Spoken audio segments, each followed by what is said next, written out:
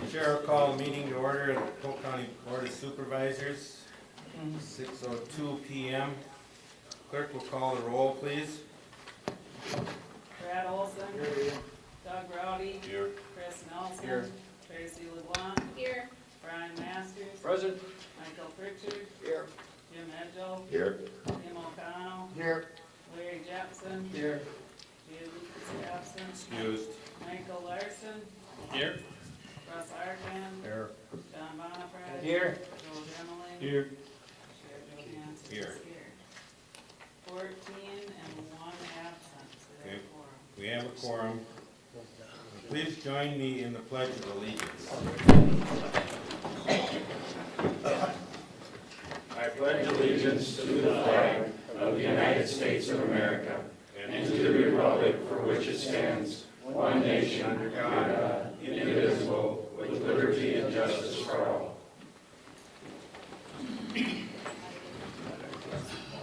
And at this time, I'd ask Ms. Malone for say a few words of kind of reflection. So, for those of you who don't know, the lives of 2 teenagers were taken tragically yesterday. These students went to Clayton School District. They were friends with my children, and they died way too soon. So I would ask everyone to send thoughts and prayers wrapping the Clayton community and surrounding area with love, because there's a lot of healing that needs to take place there. Thank you. Thank you. And the next item is approval of the agenda, and I would note, the chair would note item 14 should be stricken from the agenda, and Sheriff Walker is not able to present that at this time, so we'll move that to a different time. So with that being said, is there a motion to approve the agenda with 14? Supervisor Larson, second by Supervisor Bonaparte. All in favor say aye. Aye. Opposed, same sign. Motion carried unanimously. Consent agenda. Motion to approve. Consideration of corrections to the published minutes from August 20, 2019 County Board meeting. There's been a motion to approve by Supervisor Masters. Is there a second? Supervisor Jepson. Any discussion? Seeing none, all in favor say aye. Aye. Opposed, same sign. Motion carried unanimously. Public comments, 3 minutes per person, not to exceed 30 minutes total. A couple of things the chair would ask. First of all, the new spot to present your comments is at this podium over here, so that the camera can record you, and audio and video. And also, if you're going to come up, we will not extend the comment period beyond 30 minutes. And if you have a comment that is not related to CAFOs, would you please come up first? And then secondly, if you have already made a number of comments at various meetings regarding CAFOs, would you let somebody who has not spoken to the issue first, and then you can get in line, okay? Just as a matter of courtesy. So first of all, is there anyone that does not have an issue that's not related to CAFOs? All right, then it's, come on up.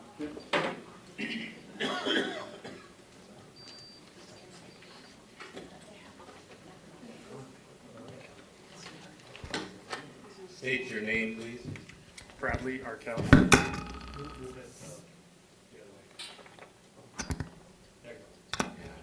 Very new at this.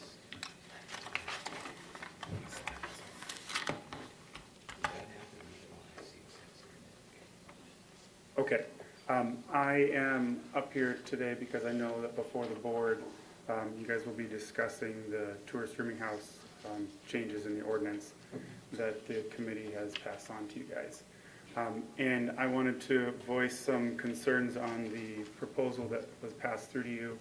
There were some changes that had been made this summer in progress, and then some changes that went kind of backward at some of the last meetings. The changes being talked about for the tourist rooming house seem to be blowing the issues out of proportion. There are not that many revocations. There's only been 2 revocations in the last 2 years. There are a lot of the complaints are petty, and what we've seen is that the board is using, or the board is feeling, we feel like they're using the unknown to formulate these ordinances to protect against things that aren't really real issues. And some things are overly restrictive, like not being able to have embers burning or requiring embers to be put out by 11 p.m. or you could be automatically revoked from your rental permit.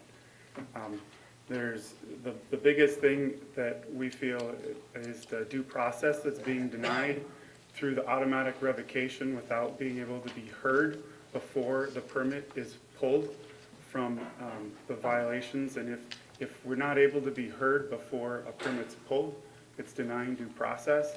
Even though we can appeal to the Board of Adjustments, there's a fine that has to be paid, or a fee that has to be paid, from my understanding, in order to do that. And it also means that the revocation has already been issued and it has to be overturned, which is denying due process because we haven't had the chance to be heard before the sentence has been laid out to us. So there was a proposal at one point that had the committee have a hearing before revocation, and the Environmental Services Committee would see that meeting and that hearing, and they would get to decide based on stipulations that would be applied evenly to all rental owners, and make it fair and allow that due process so that we can be heard before a revocation. Because there have been revocations. Last year, one of the rental owners had their license revoked because a renter parked on the street. Didn't harm anyone. It was parked on the side of the street, I should say, where any of us could park for our own properties. And there's other things like that that are happening. And the real issue is that there's only been 2 revocations in the last 2 years. It's not a lot to ask the committee to review and have that hearing process. Thank you. Thank you. Anyone else? Anyone else with public comment? Come on up.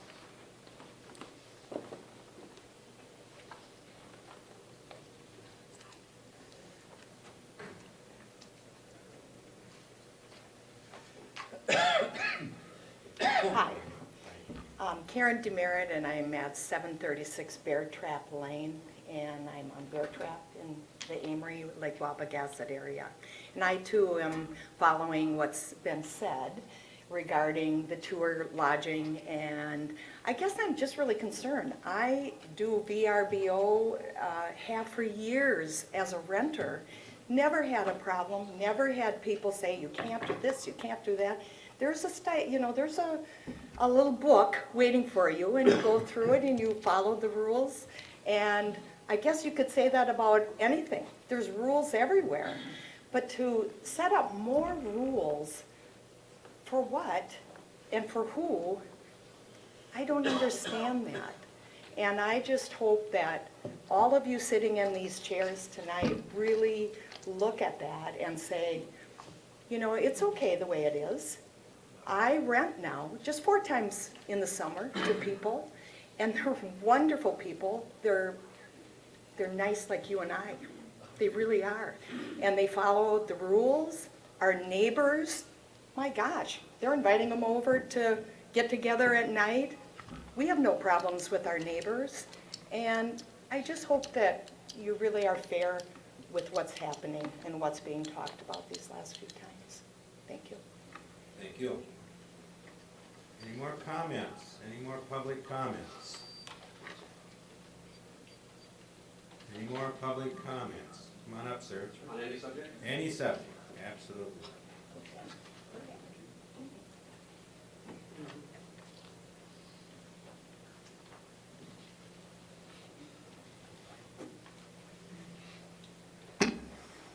Good evening. My name is Andrew Marshall, and I'm an attorney from Minneapolis with the Bassford Remley Law Firm. My wife and I also own a farm in Trade Lake, and I'm here today to talk to the board because I've been asked to work with Eddie Emerson regarding issues that have arisen from some things that happened to him at the Leader newspaper.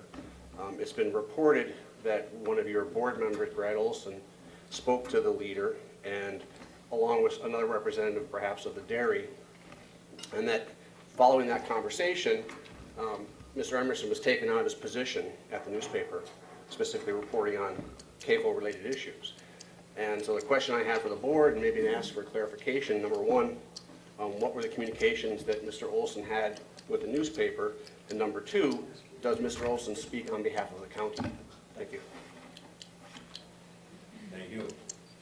Any more comments?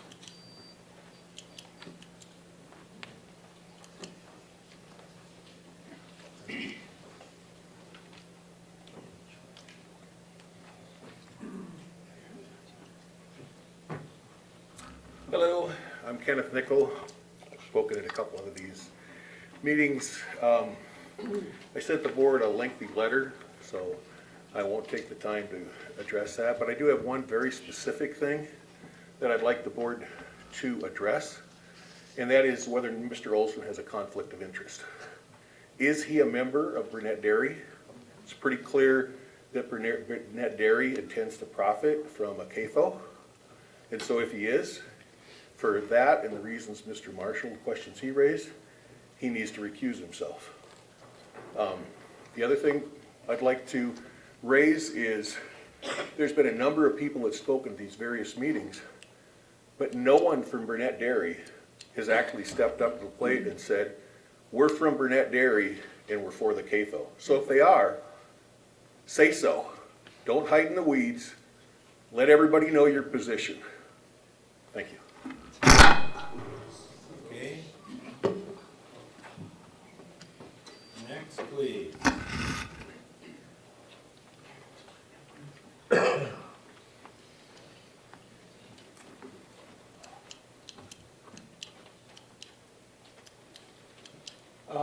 Howard Paul, I'm from Trade Lake also. I live out on Lundin Road.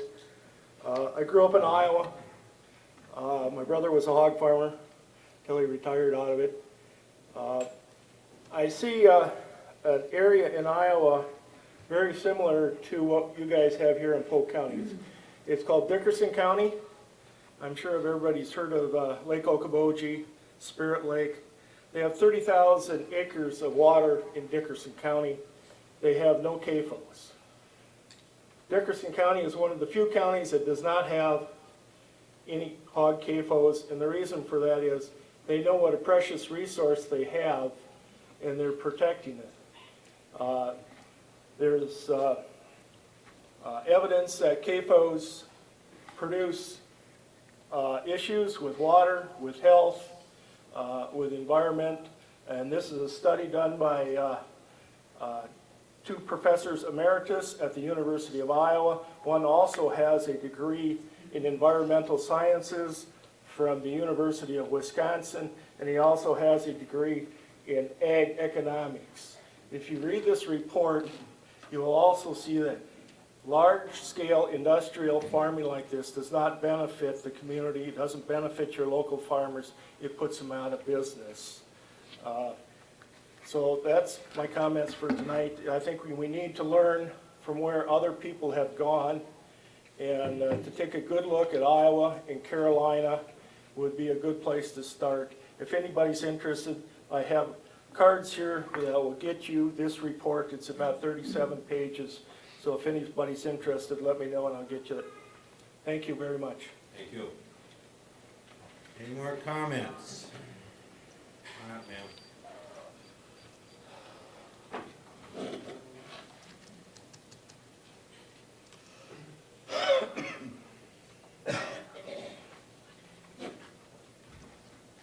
My name is Mary Falk. I live also in Trade Lake Township, 1.5 mile north of the Polk County line. My parents, however, live in Eureka Center, and I'm here speaking for them and for my son who lives in Clam Falls, and also for myself. My husband and I own 200 acres that we farm. We also own Love Tree Farmstead Cheese, which is a very rustic operation, but we rely on good quality water for our product. We also make raw milk cheeses, which we rely on the quality of forage and the air for our product. What the animals smell is what the cheese tastes like. And that's why there's still a law in the books in Wisconsin that's illegal, literally illegal, to feed silage within 2 hours of milking because the animals pull up the smell of the silage into the milk. However, most dairies don't abide by that anymore. So anyhow, we're business owners. We don't ask my neighbor to forfeit their quality of life for our business. We don't ask anybody to do that. We expect ourselves to be accountable to ourselves. We've spent the last 30 years doing everything we can to maintain that the water quality is good for the people downstream at the lake. We feel that our responsibility is to act as a recharge area for the water so that when they get it in Trade Lake, it's as pure as they're going to get. We don't expect people to tell us that we have to forfeit our lifestyle so they can benefit from a higher grain price. And that's what this is all about. The CAFOs are not about small family farms expanding. This is about Burnett Dairy intentionally going out, bringing this CAFO to Trade Lake because it was low population density so that they can use our resources for a product that will be sent to China. This hog CAFO's replacement sows are actually coming in from Canada, and employees will be coming in from out of state. This is not good for our community, and it's not good for Polk County because they want feeder operations in Polk County to support the mothership. I think that anybody that stands up and promotes or is anti-moratorium, which is nothing but common sense evaluation of the research, that anybody that sits there and is against that moratorium needs to declare whether or not they're selling products to Burnett Dairy. And so we have the spirit of transparency for everybody involved. Thank you. Thank you. Any more comments? Any more public comments? Come on up, sir. Hi, I'm Steve Clark. I live in Cushing, or just north of Cushing, on a 37-acre farm. We raise goats, ducks, had pigs. In fact, I just had some pork today from my freezer. Love the manure. On a small scale, there's nothing better than hog manure, duck manure, goat manure, etc. I wanted to say that, first of all, thank you for being to doing this job. You know, as elected officials, this is not an easy task that is before you. And every decision you make, or nearly every decision you make, there's going to be some people, some constituents that will be angry. But anger is short-lived. The consequences of some of your decisions that you make may not be short-lived. They can have long-term consequences that will adversely affect our children, our grandchildren, their children, future generations.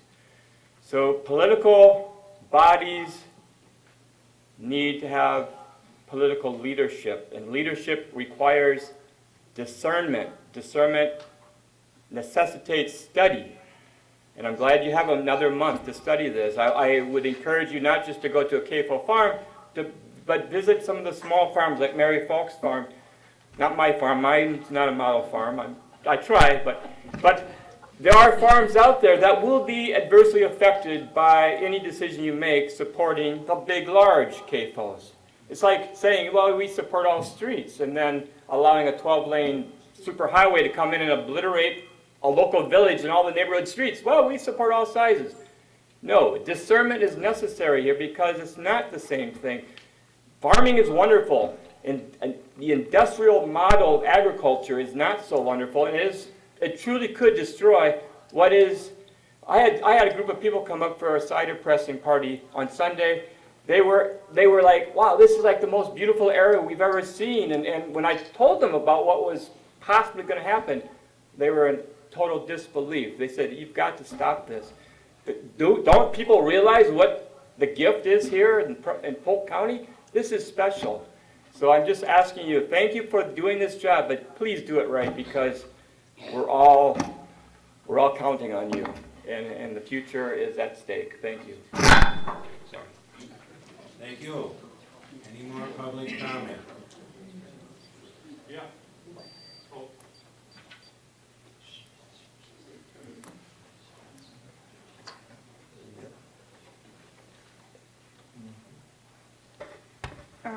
My name is Sarah Bio, Laketown Township. I am actually a resident of Polk County. I wish that a lot of these people who are talking against this K-Full farm coming would have been here at 3 o'clock and listened to Christopher Clayton talk about the livestock sitting program, and also Jeff from the DNR on how highly regulated these farms are. We all heard that. The statement of farmers in the community don't benefit from these K-Fulls. Well, yes, they do, because they can get fertilizer for their fields that will get implemented into their ground. That's a lot cheaper than having to buy it. And farmers, we have enough expenses as it is already, and fertilizer is a nutrient that we like to call liquid gold. Don't we all care about water quality? I mean, I do. The people from the lakes that rent their places out, they care about water quality. If we don't have quality water, what do we have? And that's why the DNR is here to regulate these K-Full farms, and they do a good job with it. 98% of the farms, all farms, K-Fulls or non-K-Fulls, are family-owned farms. That's what we do. I'm not going to sit and say much more about any of that, but this isn't really with the public comment for the county board, but I went up to the leader office and I had some problems with Eddie Emerson's reporting. He was one-sided, and I feel like he wasn't fair to the other side on reporting, and I know that a lot of people look for their leaders every Thursday, and I didn't think it was fair how he was reporting to us farmers and getting our side of the subject. I did never ask for him to get fired. That wasn't my intent. I simply just wanted to have an unbiased opinion, because I think he has very much heart at stake on the one side against the K-Fulls, just like I have a really strong opinion for farmers. So that's all I have to say. Thank you. Come on up, ma'am.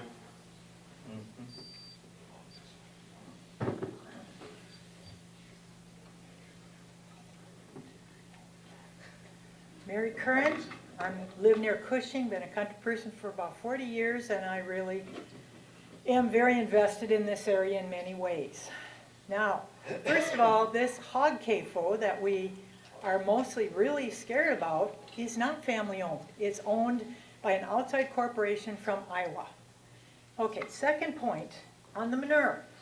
I talked after the 3 o'clock meeting. I did sit through the meeting and saw their presentation, and I thought they did a good job. Howsoever, I talked to the young man from the DNR. I asked him what they tested for the soil for. This is like what they tested the manure for, what they tested the manure for. They test for the things you'd expect, the macronutrients, the nitrogen, the phosphorus, some of those kinds of things. I said, do they test for antibiotics? Do they test for some of these other pathogens? He looked and he looked. He could not find anything where they're testing. You want to put poison pork poop on your land, go for it. But it will destroy your soil. We have more than water and air to be concerned about here. We have destruction of the soil with all these poisons.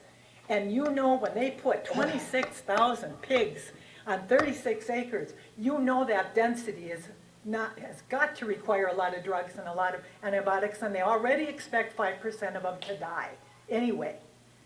So please, please consider the poisoning of the soil. And if that, all the rain that we've had, these 25-year things that they're talking about, oh, come on. We know there's more to come. And it's not going to be every 25 years. And our ground is saturated now. You think there's going to be problems with runoff? Yeah, you better be thinking about that, because they won't be able to, they can't control the sky and what comes out of there. And that's what we're going to be looking at. Runoff, water contamination, soil contamination, and oh, heaven help us for the air. Thank you. Thank you. Any more comments? Come on up, sir.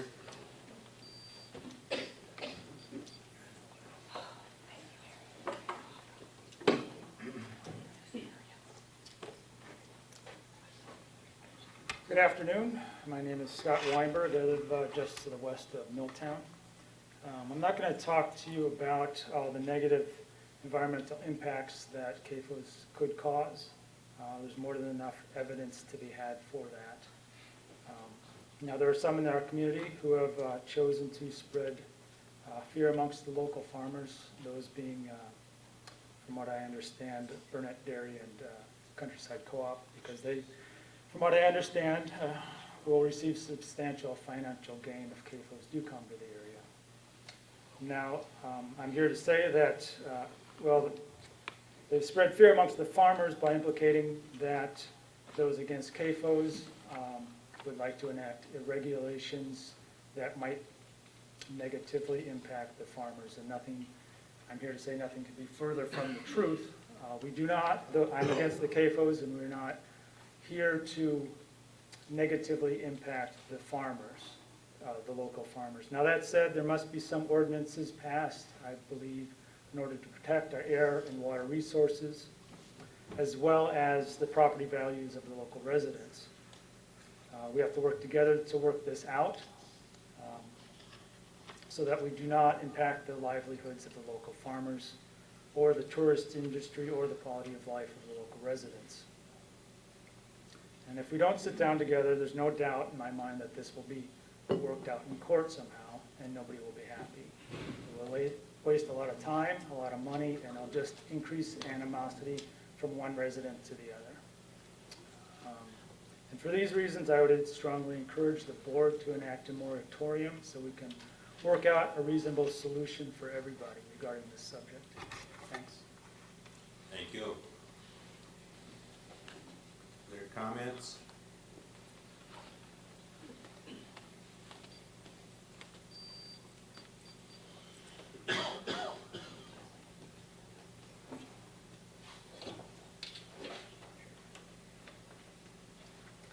My name is Natalie Knudsen, and I own a home in Amory, and I'm back to the tourist rooming house situation. And I just wanted to say that I also have concerns about the revocation without due process. It seems undemocratic to me, and it seems that whenever there's an issue that both sides should be able to be heard before anything is decided. Thank you. Thank you. Any more public comments?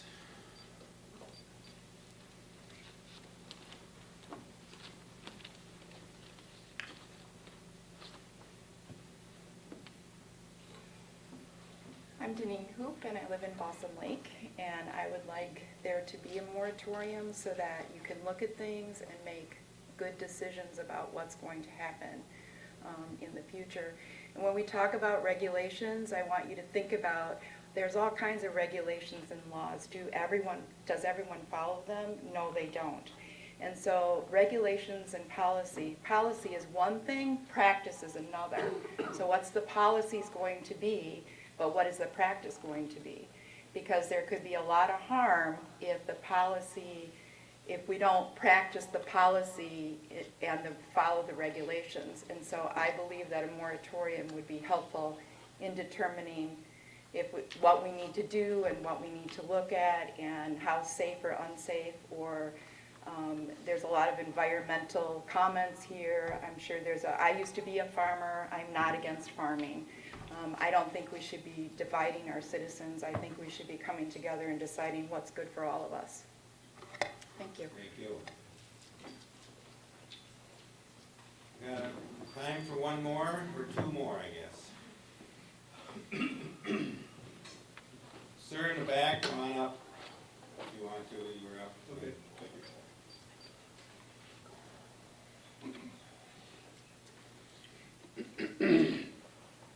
Well, my name is Jesse Maddox. I live here in Polk County. And I think there really should be a moratorium on this. Everybody should really look at this real closely. because, you know, we don't want to poison our water here.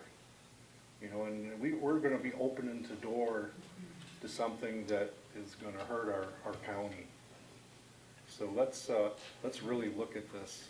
And like the one lady said about, you know, they're not even checking for antibiotics and things like that. Well, some of this stuff is what we should be looking at, you know. So I appreciate you guys taking a good look at this, and, you know, let's not poison our water here for, you know, our grandkids and things. All right, thanks. Thank you. Any more comments? Any more public comments?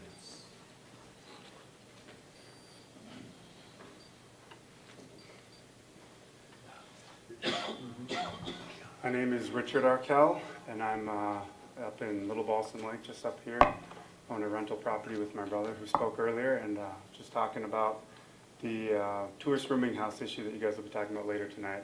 You know, it's been a long road these last 7 months or so that the committee has been meeting, and now it's before the board, and we just want to make sure that you guys take time to take a look at just the due process and revocation clauses that are going to be proposed.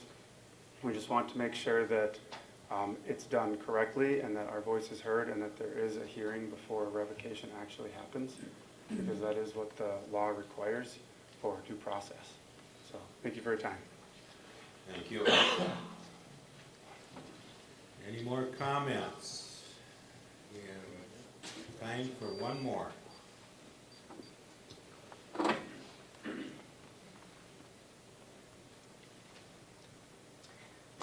Hi, I'm Katie Cran. I am not a cabin owner. However, I own Power and Paint Cleaning, and I clean several of these rental properties. We employ approximately 15 people and more during the summer and holidays, college kids. We deal with these cabins on a daily basis. We've never had an issue. We are these owners' eyes, ears. We help the guests that come in if we see them. They ask our opinion for places to eat, what we recommend. They spend a lot of money. They're not here to destroy property. They're not here to interfere with anybody next door. They like to meet people. They like to enjoy our beautiful country, our beautiful lakes that we have around here. So my input is that if you detour these owners from their renting of their cabins business-wise, that affects us. That affects even our college kids that rely on my business in the summer. And our full-time people that have families to support. So I want you to think about the decisions that you make, and hopefully with some of the owners that I have here that we take care of, hopefully I can put in a good word for you, and thank you. Thank you. Okay, that'll be the end of the comment section of the meeting. Thank you for your comments. The next item on the agenda is the Friends of the Gandy Dancer State Trail presentation from Heidi Hansen. Come on up, Heidi.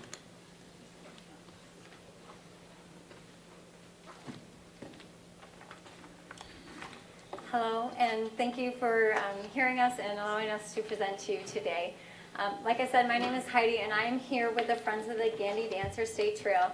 We are here to help support the county and the county board regarding the Gandy Dancer State Trail, and our mission is to promote and care for the trail for people-powered activities. So what are we? Who are we? We are a friends group. We have a very nice website. We are active on Facebook. We have over 400 members. There are 34 this past season, and a season you'll see later is actually April through October. And between both counties, because the Gandy runs through both counties, there were 34 events happening on the trail this season.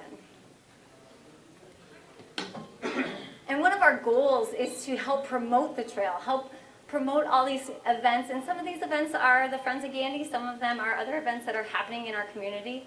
One event we did have was our Earth Day cleanup on April 27th, and there was a lot of support for the trail. Some of our other missions and goals have been donating 2 bikes to the Luck Library. One of our goals is to have these bikes in each of our communities in their libraries that you can check out a bike with a library pass. Additionally, we are working on being able to have Gandy Dancer State Trail passes, day passes available to people as well to go out on the trail with these bikes. Some of our other events include bird watching. So from this picture you can see the one on the left, they are enjoying the canopy versus out in the open. So great opportunities throughout the trail to do bird watching as well. Where does this all come from? The original master plan was created when the Gandy was acquired in about 1989. The original master plan had a simple goal. An all-season trail will provide two-way traffic for bicycling, hiking, snowmobiling, and winter ATV use. Among their goals, they had several objectives, and one of the very first objective is to provide spring, summer, and fall trail use opportunities to hikers, joggers, bird watchers, photographers, and mountain bikers. Furthermore, this future thinking of this master plan and the county board that helped write this about the grading, and that upon completion of the initial work of the trail, usable again for hiking, jogging, bird watching, photography, mountain biking in the summer and fall, snowmobiling and ATV use in the winter. This plan again was created about in the 1990s, and today you still can do those same activities on the trail. They also looked at some alternatives, and the analysis of those three different alternatives, here's their conclusion. The use of the trail by motorcycles, motorbikes, and ATVs and four-wheelers is not desirable because of incompatibility with non-motorized summer uses.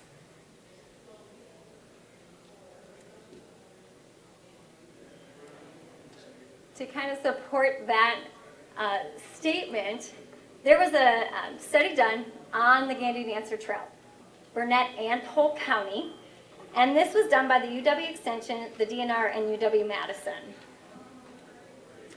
And they did a year-long study. This is October 2006 to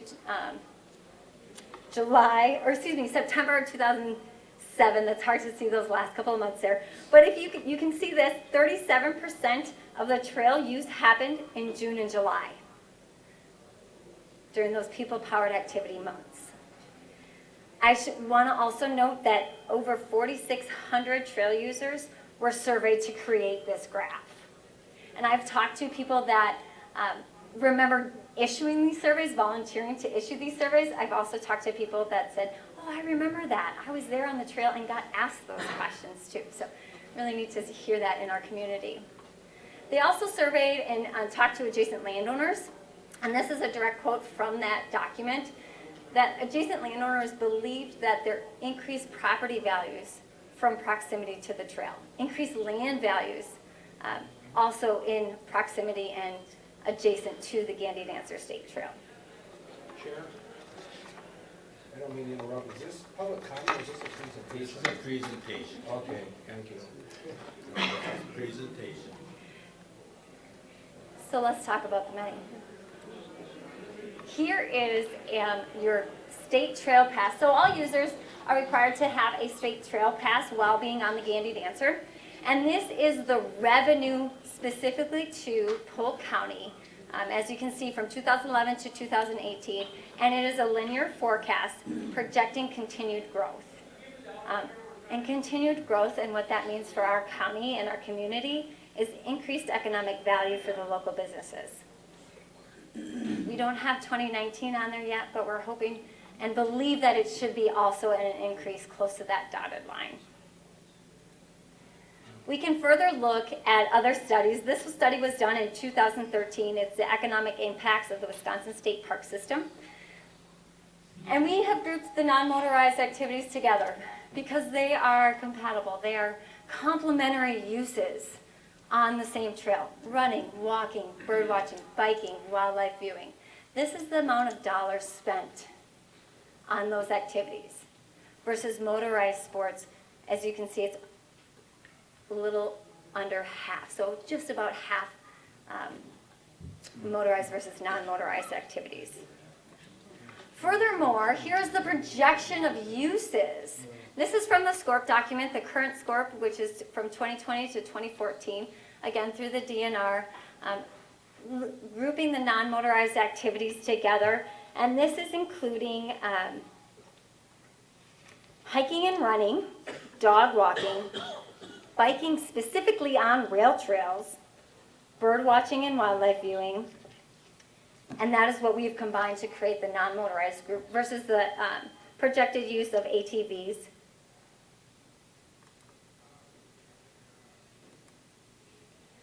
So you've heard from me, you've heard our story about what the Friends are and about, but let's hear from the public too. We're increasing promotion of the trail. We're increasing opportunities to be outside. And I do want to stop and point this out. This gentleman on the left is a thru hiker.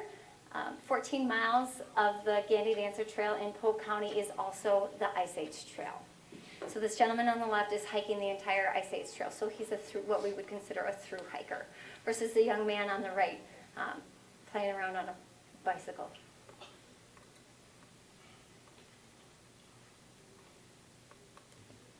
Opportunities to be outside. Opportunities to be safe. Opportunity to recharge.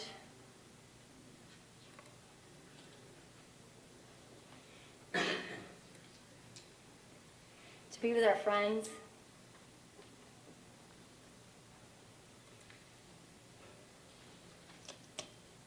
And a place for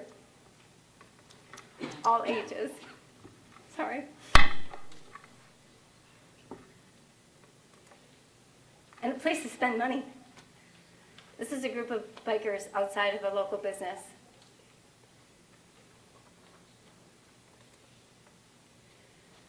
We are also partnering to care for the trail. This is the July blowdown.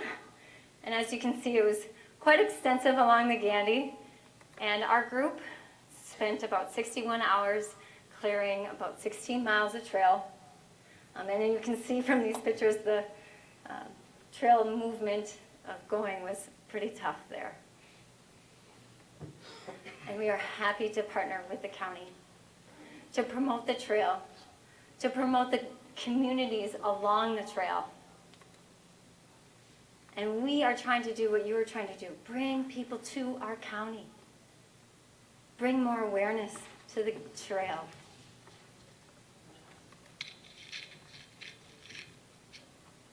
And have fun and lots of smiles while we do it. The Friends of Gandy Dancer, we're promoting and caring for the state trail for people-powered activity. Thank you. Thank you. Okay. That brings us to the county chair report.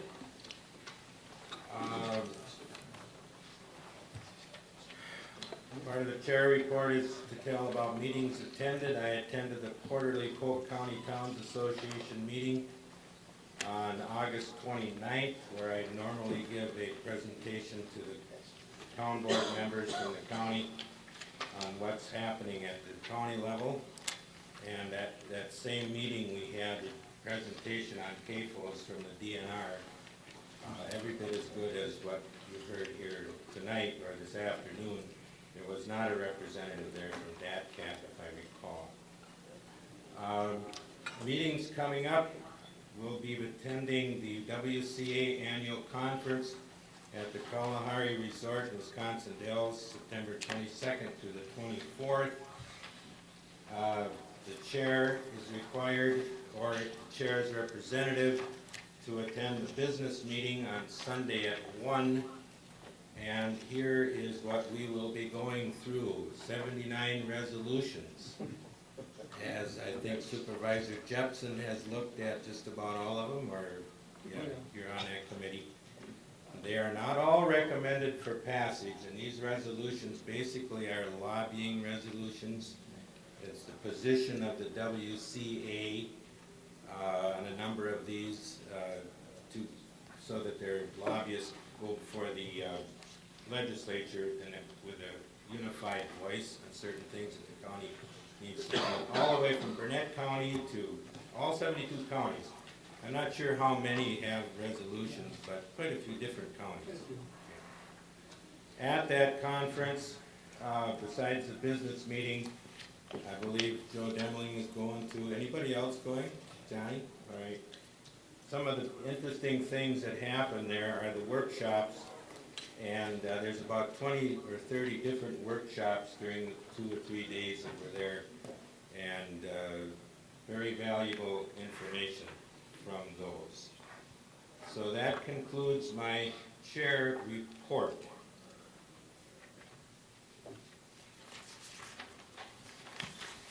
Moving on to, well, why don't I do the Polk County Fair Needs? This is actually from the executive committee, but I'll start with this. You have in front of you a map that, as chair of the executive committee, I'll give this as my executive committee report. The Cedar Corporation was asked to do a Polk County Fair Ground Needs Analysis, Capital Improvement Plan, and Master Planning. This is the document they came up with that they presented to us at the executive committee meeting. Very extensive, comprehensive, well done. The committee was pleased with what they presented to us. In front of you is just part of it. This book contains pictures and analysis of buildings, conditions, and etc. So I'm pretty sure that there's some of these books out there that you can get your hands on if you want to look at it in more detail. And there will be another book, or another analysis called the design phase coming up that we have authorized. If you take a look at this map just quickly, you'll see what they presented. I've just a couple of things. The fairground is proposed, or the grandstand is proposed to be moved to the very far north end of the fairgrounds. And they've also proposed, as you see I've outlined in yellow, a one-way circular type street that starts down on the east end of Louisiana, which would be the entrance where we enter now, and then you'd exit out where the fairgrounds entrance normally is on the west side. And so if you look at this map, you can kind of get a picture of what Cedar Corp has told us that might be a good plan for the new design for the fairgrounds. It's not set in stone, but it's a preliminary plan, and they did an extent. They were at the fairgrounds during the fair and analyzed the people and the traffic patterns, and very well done, comprehensive study.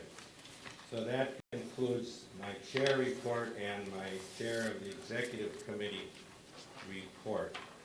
So at this time, supervisor report from outside committee meetings. Do I see Mick's hand up? Yes, I do. I haven't put it up yet. Okay. Supervisor Larson has something to report. Well, it's not really anything to report. I went to the Economic Development Committee meeting this afternoon, and we have a citation from the state of Wisconsin. We are the second county in the whole state to be telecommunications forward community. This is from the governor. You can have it there. Put it on your wall. We'll make sure this is. Give it to Vince Sutherland. He's been very, very vocal in that. All right, thank you. Now it's time for any other supervisors' reports from outside committee meetings. Supervisor Jepson. The reason I was late for the 3 o'clock meeting is I was in Green Bay. You got your mic on there? At a meeting, what's that? You got your mic on? Probably not. Green It showing? says green. Okay. Okay, now you just turn it on. Okay. Can you hear me now? Yeah. Okay, good.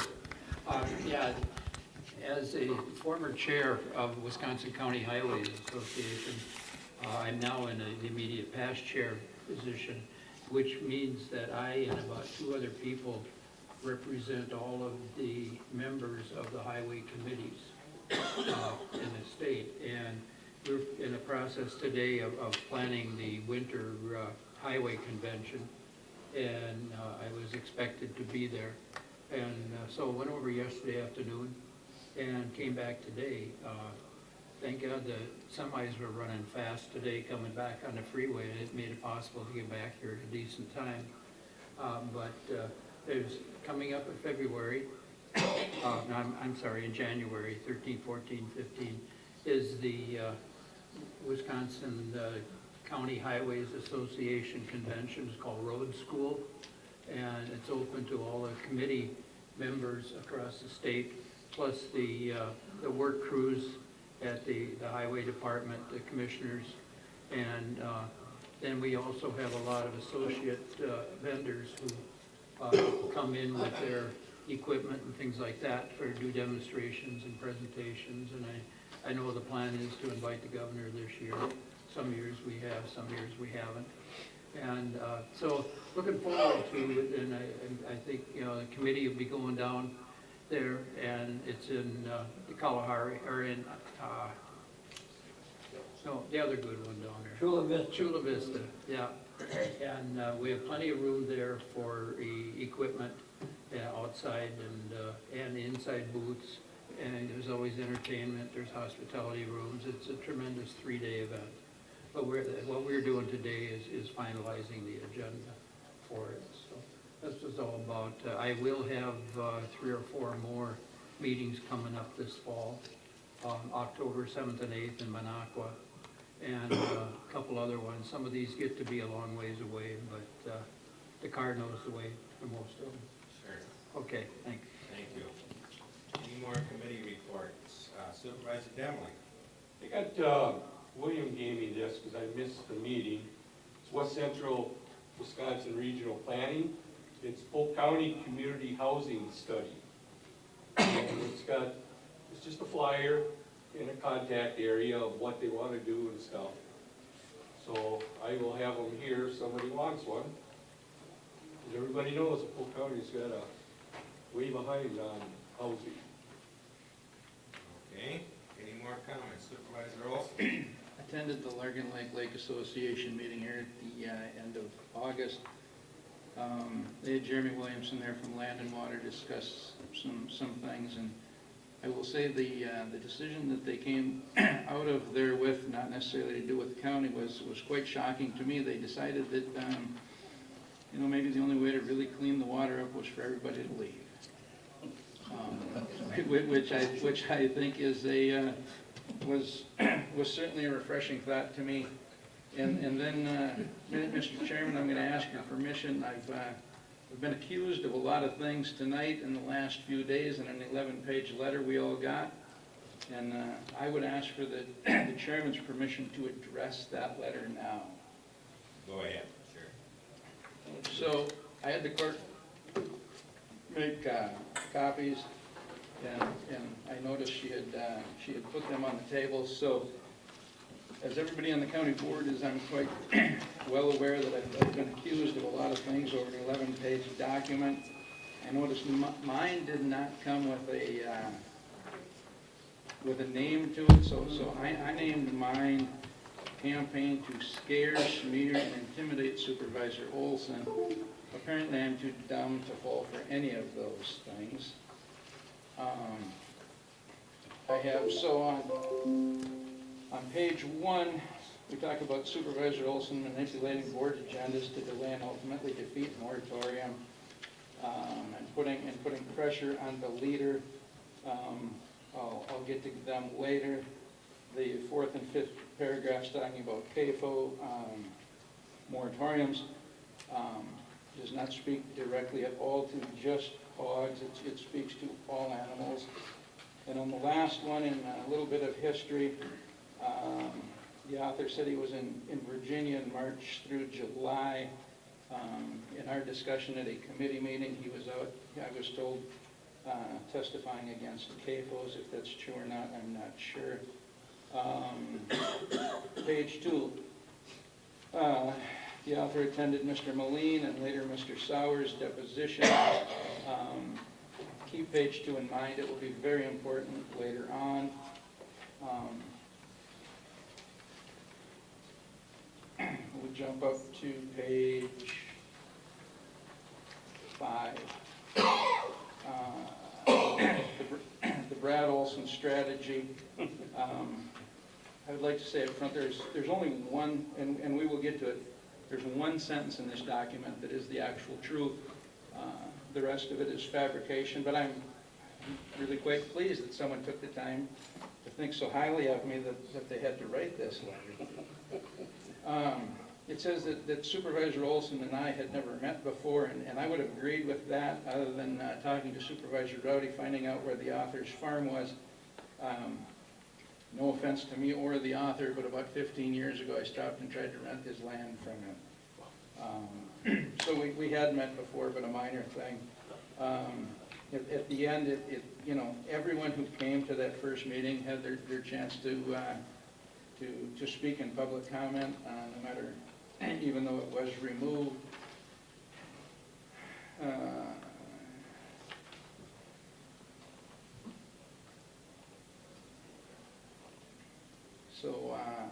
Local farmers, but we thought that we definitely thought a moratorium was needed to address these huge CAFOs. Huge CAFOs in the proposed ordinance would be, as we noted today, 357 cows, or the equivalent of. That is what's being considered as a huge CAFO. And the true statement in this is Mr. Olson's response was, we don't need any lawyers. Absolutely right. We've got enough lawyers. And other than making sure it's legal when the county is done, that's what we need lawyers for. Mr. Olson appears to be well coached on how to make slick attorney moves needed to delay and defeat the moratorium. I don't know.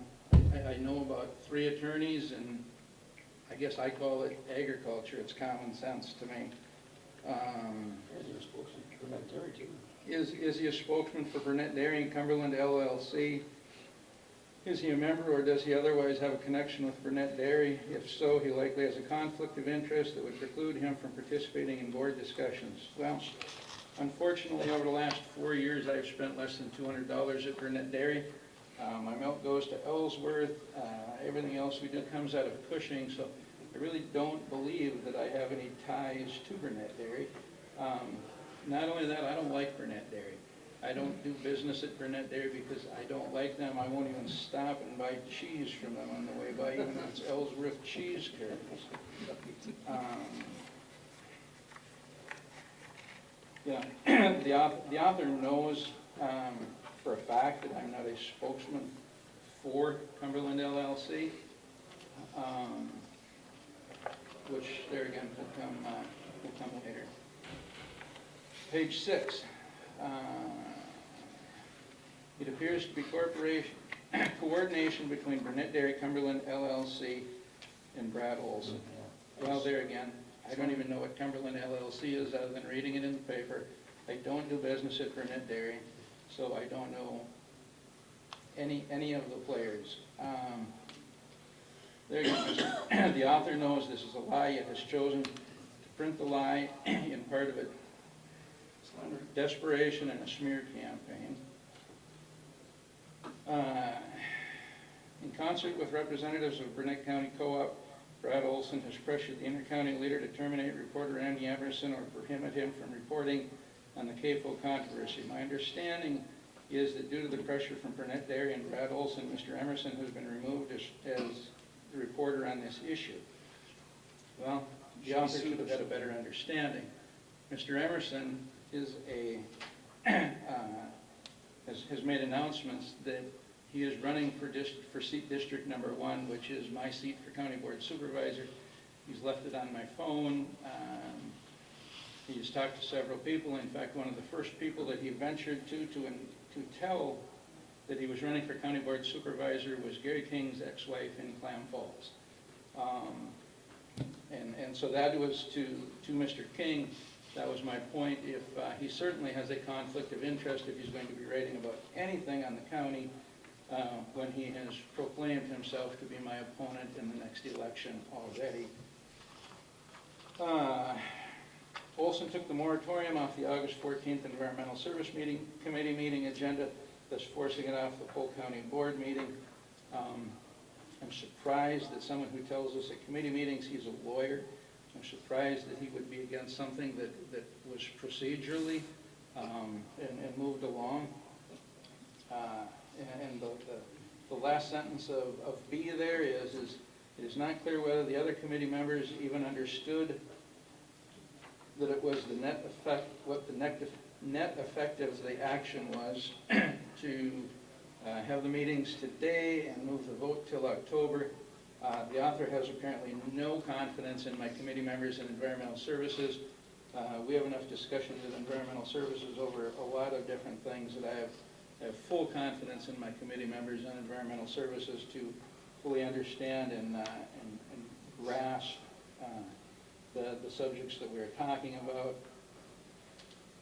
Mr. Olson has proposed a meeting with the DNR and visiting Solom Farm. There again, the only thing I can come up with there is that the author is scared of what the county board could possibly learn with those. Page 7.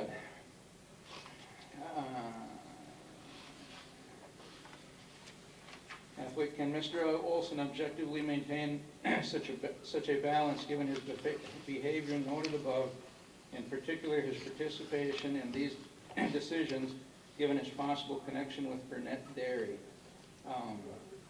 I believe my behavior has been fine. I would like to commend everyone who has spoken at our committee meetings at the county board for the poise shown a couple meetings ago.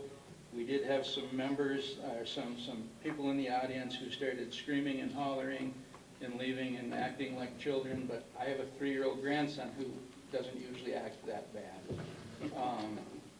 You know, but whatever. There again, at the bottom of the page, being accused of being used by folks like Burnett Dairy as being a mouthpiece for them. Hard to be a mouthpiece when I don't do business with Burnett Dairy. Page 8. Those for the moratorium are left-wing crazies. It speaks to Mr. Blake's assertion in an article in a letter to the editor. And it says, so why put such innuendo in a letter if he did not know? Apparently it was wrong for Mr. Blake to put innuendo in the paper, but all right for the author of this to accuse me of all kinds of innuendo and just downright fabricated lies in this. And I think I run out of Brad Olson's name on the paper after that. But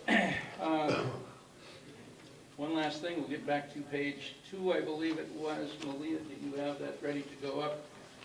We have a copy of the deposition of Jeffrey Sauer and why I believe my association with Cumberland LLC will become very, very apparent as to why I have none.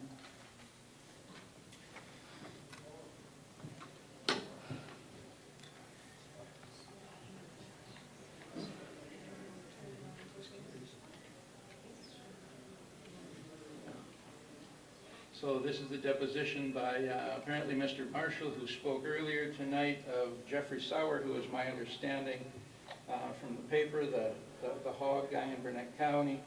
Question, Mr. Sauer, do you know Brad Olson from Polk County? Answer, I have never met the man. Ever heard of him? I've heard of him, I've never met him. Ever corresponded with him? No. Ever attended a meeting when he was in a meeting? I can't answer that because I don't know who he is and what he looks like. Have you written about him on Facebook? No, I might have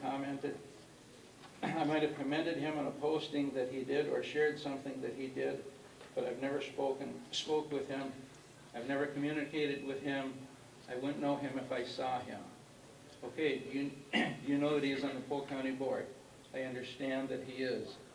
I would think if Mr. Sauer knew me at all, the question of have you written about him on Facebook, or when he said he may have commended on a posting, I don't know what Facebook is other than my wife is on it. So with that, Mr. Chairman, thank you for your time, your patience. Let's move on. All right, thank you very much, and let's move on to the administrator's report. Did you want some more reports on? Oh, yeah, I forgot, we got more reports, Johnny. Supervisor Bonifer.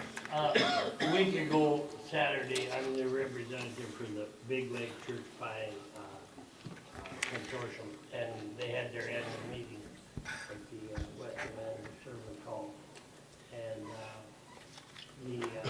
it's just amazing, we've heard a lot about conservation stuff tonight, and it's just amazing how much money and effort that is put into clean water and to make our water safe and bring people in to spend money in Polk County. Unfortunately, Mr. Orvich had a heart attack, and so Mr. Ryder, he took his place, and it was just a really encouraging situation. As you know, the only access to Big Lake is on County Road K, right across from the Big Lake store. And I petitioned to our highway commissioner to just do anything, and, you know, they back in to the boat landing there, the traffic has to stop both ways.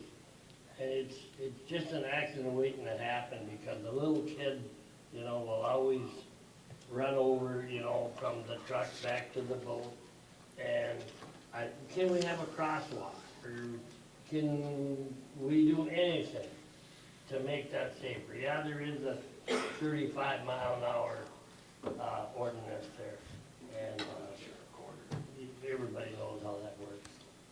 It was a good meeting. Thank you. Supervisor Nelson.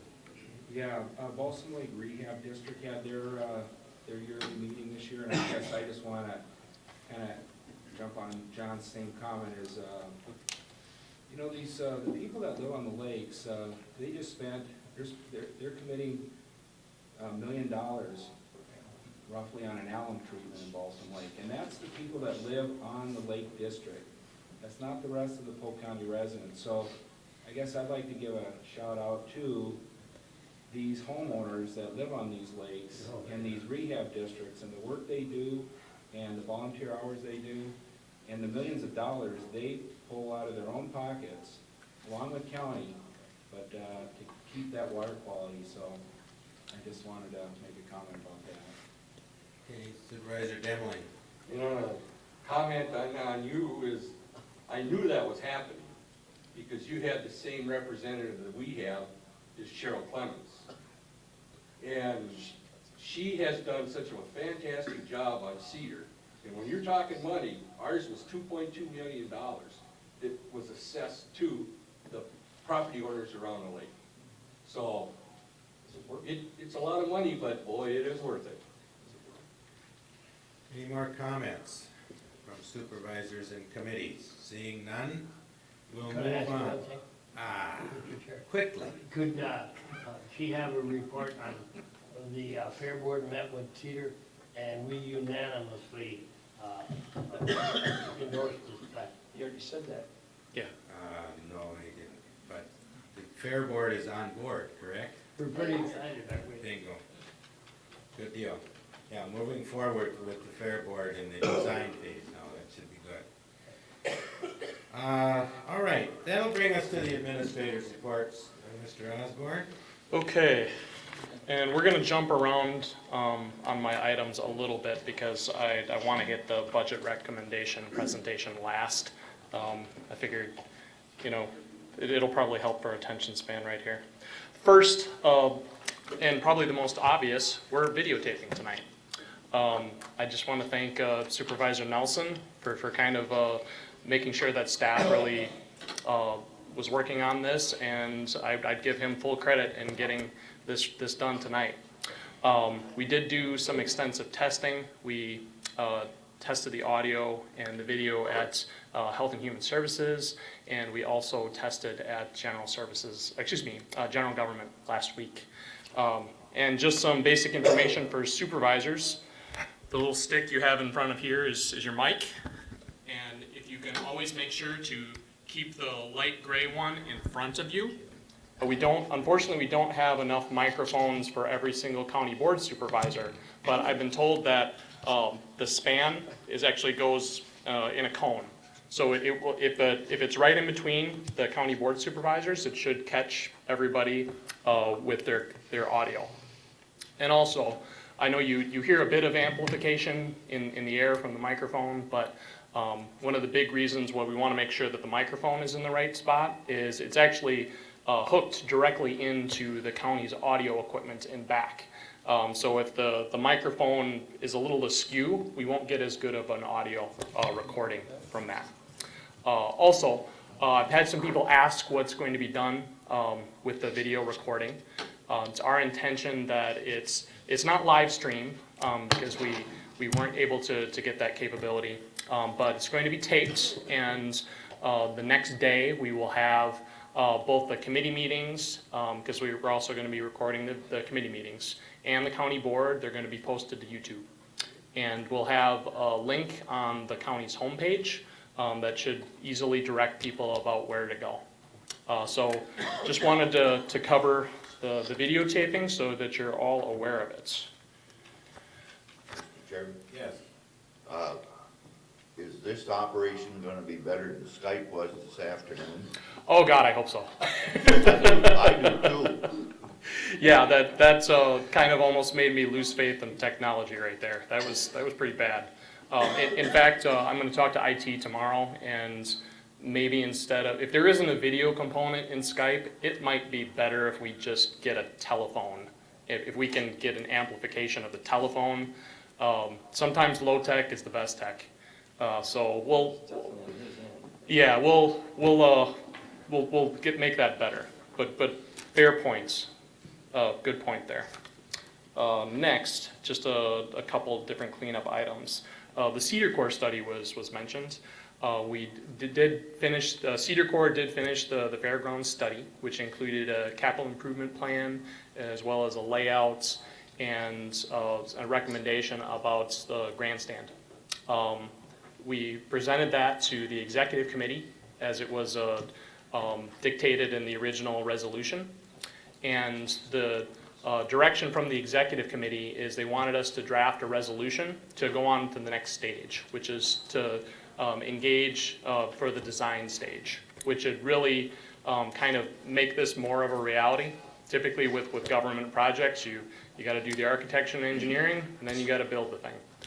So this is the next logical step, and we'll get that moving as well. That should be at the next executive committee meeting. Next, it was mentioned earlier about the tour of the Solemn Farm. That was actually the Environmental Services Committee had taken a vote and directed staff to set up that meeting, or excuse me, that tour, so we did. And it's going to take place this Friday at 10 a.m. Feel free, anybody who wants to come. County board supervisors, if you haven't already, it would be helpful for us. It's not required, but it would be helpful if you could let Corp Counsel, Malia Malone, know if you're going to be coming or not, just because how we have to run that meeting will be different based on if there's a quorum of a committee or the county board. So we want to be prepared. Anybody and everybody can show up. We're just trying to figure out what to expect. Next, I'm going to skip to the top of my list, the Stour Trails Consultant Update. So we've made great progress on that. We had a presentation of the tool company of Minneapolis. They came and did a presentation. I was in the meeting as well as Steve Geiger and Kim O'Connell. And I can't speak for Kim or Steve, but I was impressed with their credentials and their proposal. However, we did engage in some intense negotiations because I thought that their price point was a little high. So we were able to get that down. We do have another conversation with them scheduled for, I believe it's either tomorrow or the next day. It's my hope that we're going to get going on this by the end of the week.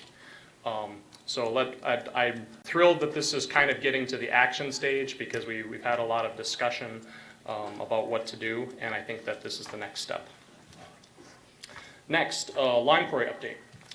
So if you guys remember at the August county board meeting, our auditors came and gave a presentation about options with the lime quarry. And what we did is we took those options and we went to the Environmental Services Committee, which is actually the governing committee for the lime quarry. And we had a pretty good discussion about the different options. As you'll remember, we had a variety of options, some of them similar, some of them a little different, ranging from selling the lime quarry to retaining it and buying $900,000 crusher, to leasing the pits, to doing contract crushing.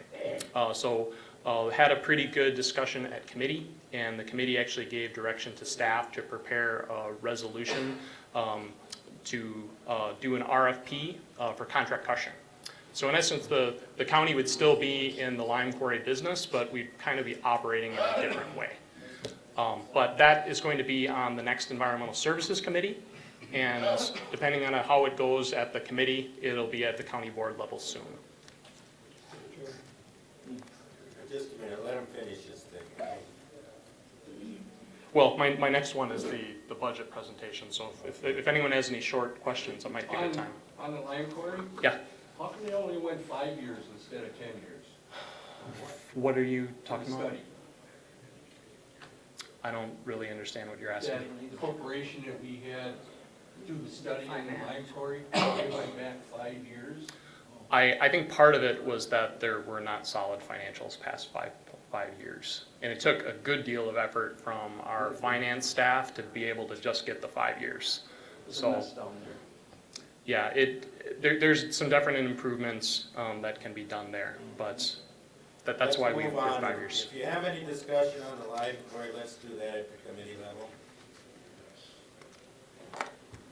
Okay. Well, now that we've settled with that, I'll move towards my PowerPoint presentation. Lots and lots.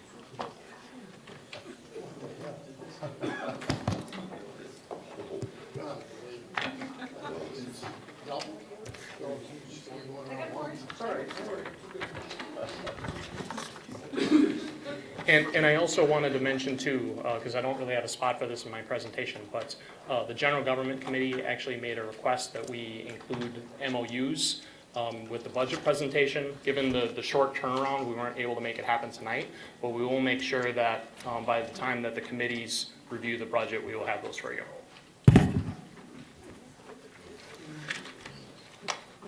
So Maggie is passing out kind of a summary of the documents with the proposed budgets, as well as the capital improvement plan. And you don't necessarily need those to follow along with my presentation. Maybe I can explain the packet. Oh, go ahead, Maggie. The packet that I handed out, it comes in sections.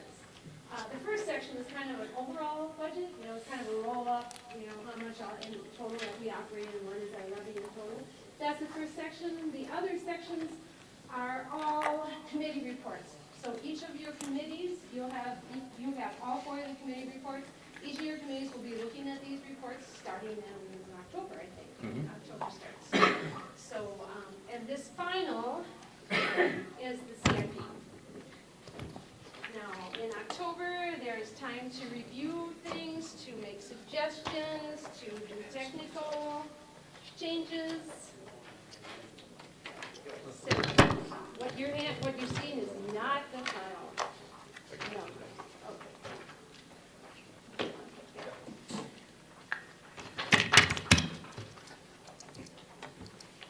Okay, thank you, Maggie. And Supervisor Masters. And Supervisor Masters. Okay. Well, I figured that just as a good start to this PowerPoint presentation, I'd quote Wisconsin statutes, because this actually is where this presentation and the budget situation comes from. Notwithstanding any other provision of law, the county administrator shall be responsible for the submission of the annual budget to the board. You guys may recognize this. This actually comes from the DOT exercise that we did a couple months ago. You know, some of you actually asked how this related to our budget process, and this kind of this guides our decision making when we're talking about our budget process.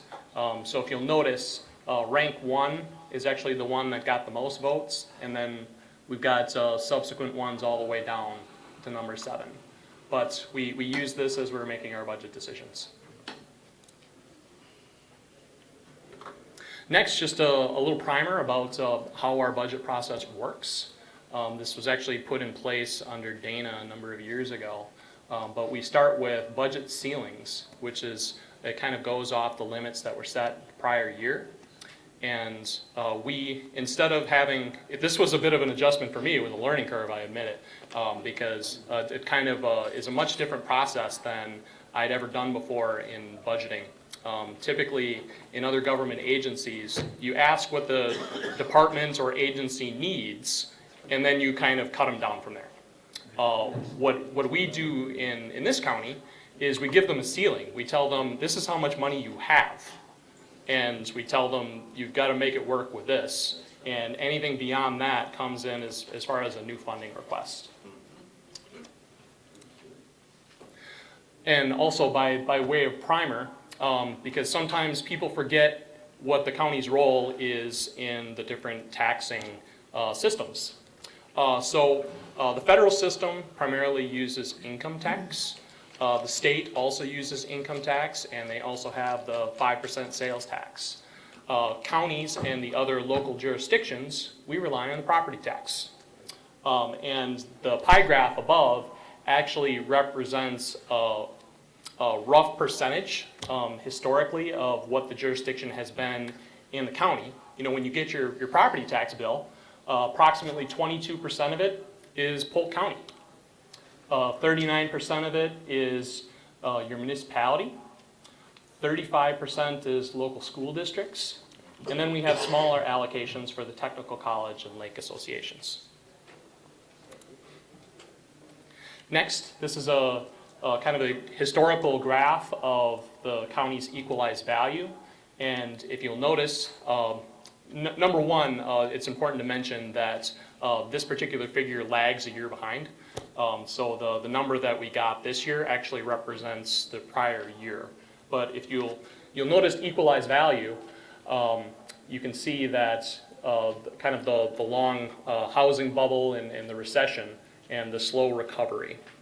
And this matters to us because our mill rate, the actual taxing rate, is based on a formula that it's our rate times whatever value of the property. So when the property values go down, things get a little kittywampus.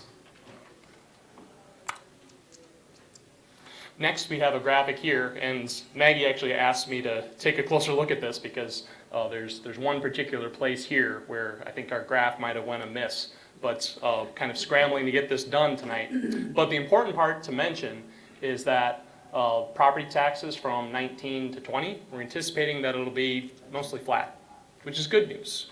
And that's not necessarily saying that, you know, the county is super fiscally responsible or that's anything of that sort, even though I'd like to brag that we are.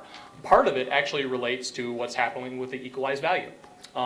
Because a lot of times people ask, well, if the county's tax rate is going up, that means that my taxes are going up, right? Well, it's not always that simple. Sometimes it depends on what's happening with equalized value. So that is a big factor in what goes on here.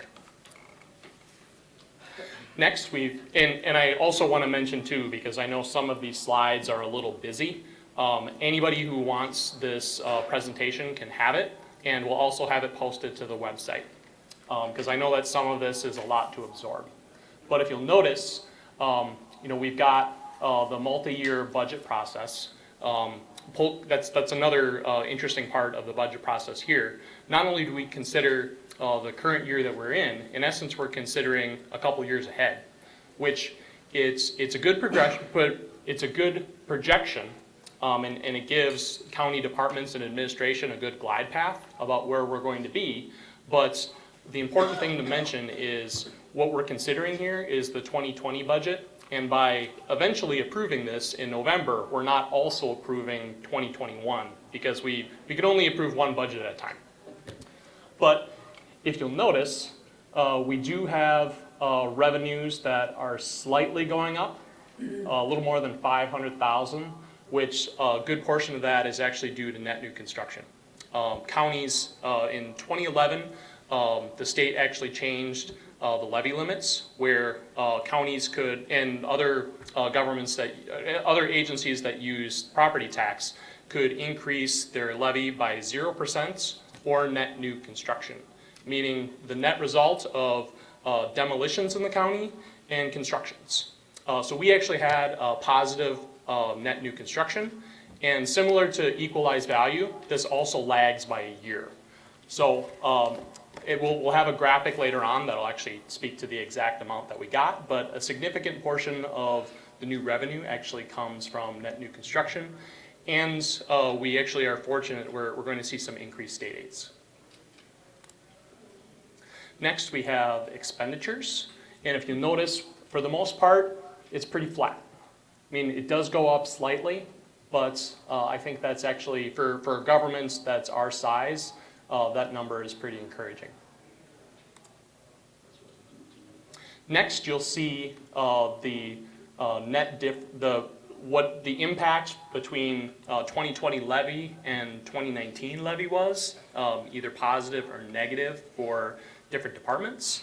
And again, I realize that it's a lot to absorb, but what's interesting too is you do have a push and pull throughout the organization. You have some departments that may go up by a little bit, and then you have a corresponding decline in some other ones. So for the most part, it actually works out.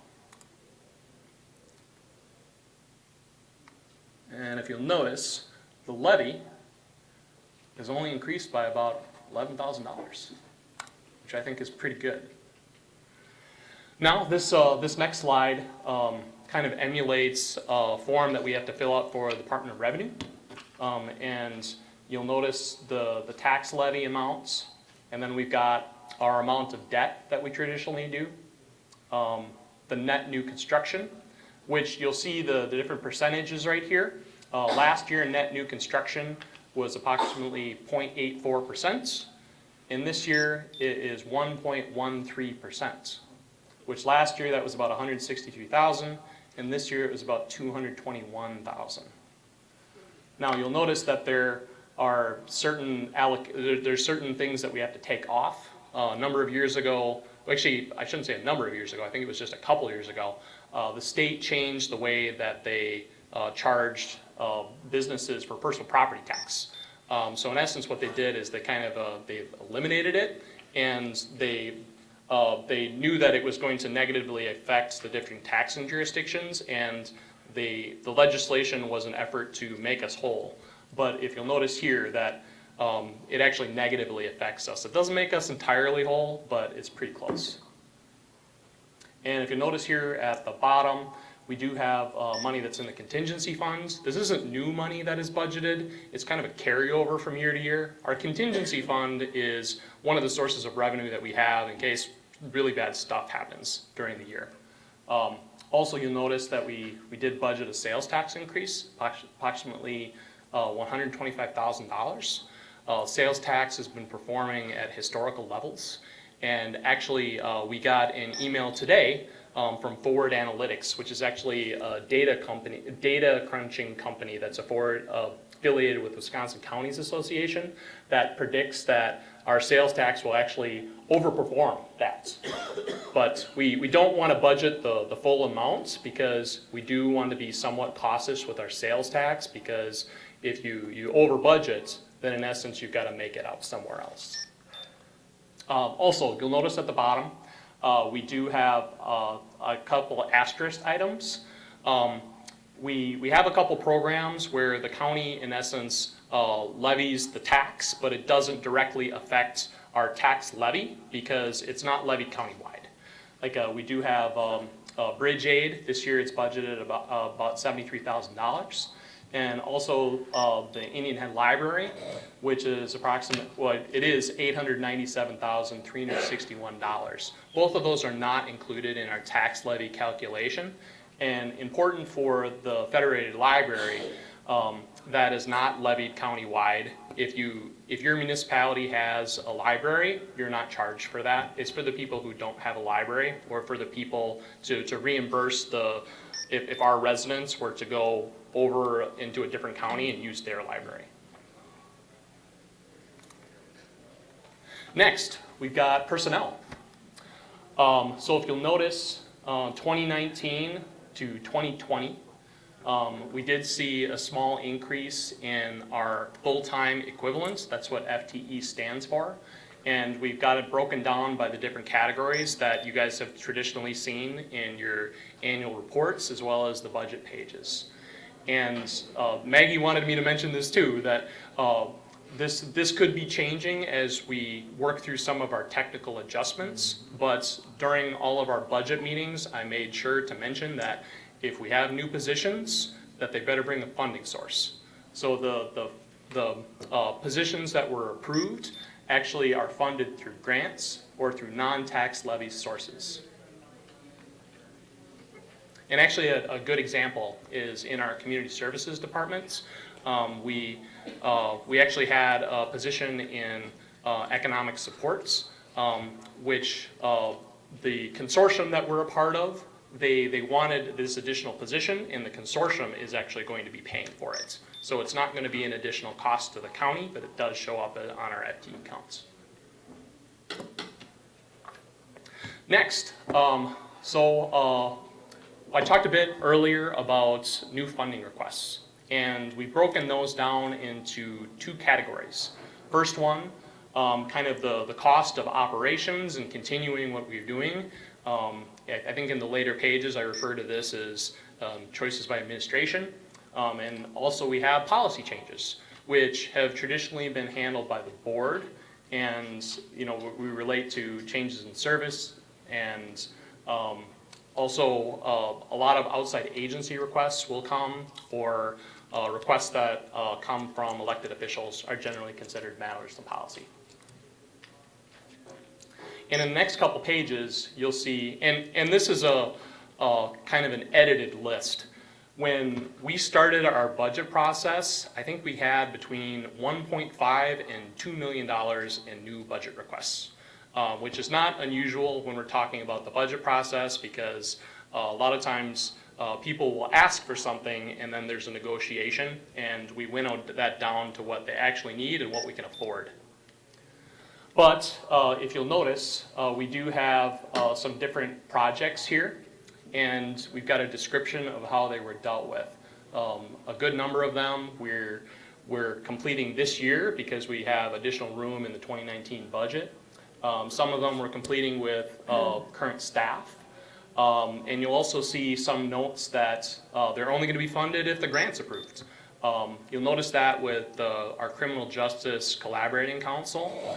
They put in new requests for different positions, and I made it clear that if the treatment to alternatives to diversion grant was not approved and our additional positions were not funded, that the county can't afford to fund those positions. And you'll notice we did deal with a lot of different requests. You'll notice that under law enforcement, we do have a couple big projects We've got the CAD system upgrade, as well as the jail controllers projects. In essence, those were funded in 2019, but because of the progress of the project and some other factors, they're not going to get to them this year, but it's still important, still needs to be done. So we're actually going to be doing a request to carry that over for the following year. And if you'll notice some of the other things, you'll notice that we mentioned the asset fund in a couple places. In essence, what we're rolling out a different strategy when it comes to the asset fund, which I'll actually explain later. Next, we've got additional funding requests by policy. And if you'll notice here, we've got approximately $80,000 worth of requests. We've got some of the items that you guys have heard about in your previous board meeting.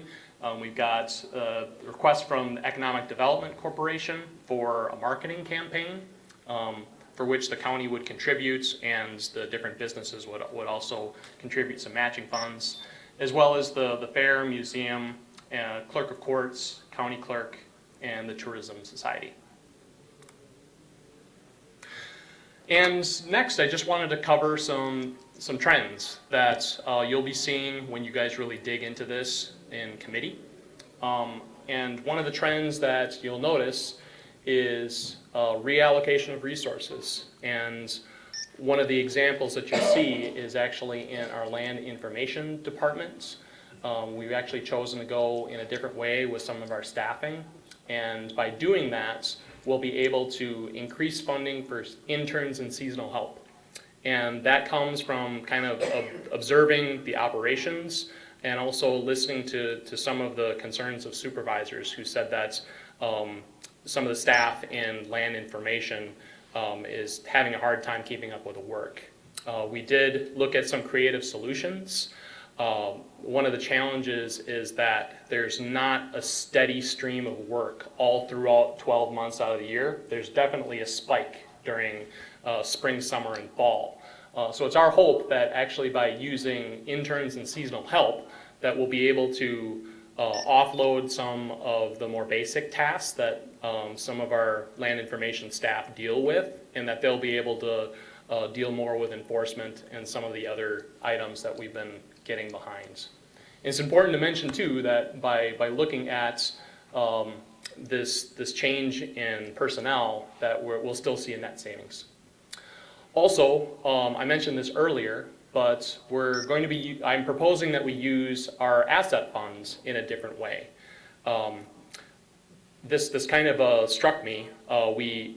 You'll notice, an example is actually, and it's nobody's fault, but some of the big purchases that the county has done in the past have just come to you in one big chunk. We know that they're coming, but we haven't really divided it up. A good example is actually the handheld radios for the sheriff's office. They're currently obsolete and need to be replaced. They're in really bad shape. The price tag to replace them is approximately $440,000, which is a really big chunk of money to consider in one budget year. So what we did is we actually looked at the strategy where we have our asset fund, which does have sufficient funds to be able to cover this, and we would be dividing the expense over multiple years. So for the big expenses that we know we're going to have throughout the years, radios are good for X number of years, and rifles are good for X number of years. What we're doing is we're planning ahead. In the sheriff's office, we've divided that expense into roughly 10 years of equal expenditures, which it kind of helps in the way of budgeting because you don't have those shock expenses. In addition, we also had a similar expense in our land information department, what's generally referred to as the ortho imagery flyover, which gives LiDAR information and valuable information to planners, engineers. I actually had a whole host of people write me emails in kind of a lobbying campaign to keep this. But the price tag associated with it is steep. It's about $100,000. And it used to be more. It is getting cheaper, but it is still a big amount of money. And we're going to be taking a similar strategy that we're going to be breaking it up into smaller payments. We know that we're going to have to do it approximately every 5 years. So what we did is we broke up the expense into 5 payments of $20,000, which it makes it easier to absorb in our budget.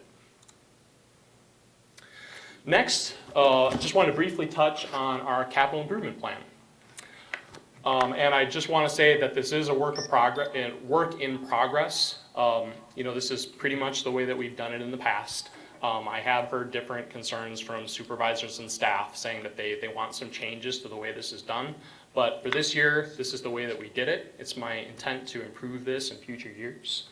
But I just wanted to touch on some major categories in our capital improvement plan. And I just focused on 2020, even though we do have expenses laid out for the next 5 years.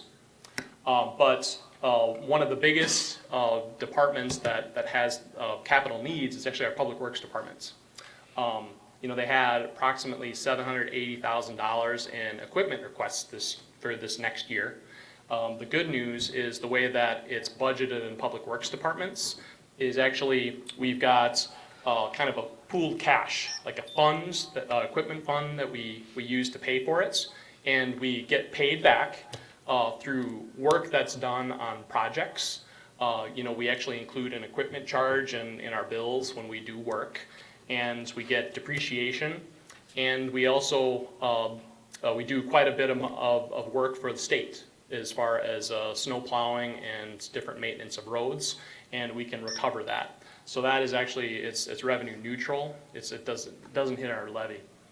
One of the other big expenses that we have, it actually relates to road projects. It is funded, I refer to it as base tax levy. You know, it's not something that we borrow for every year, but very, very smart decision, actually.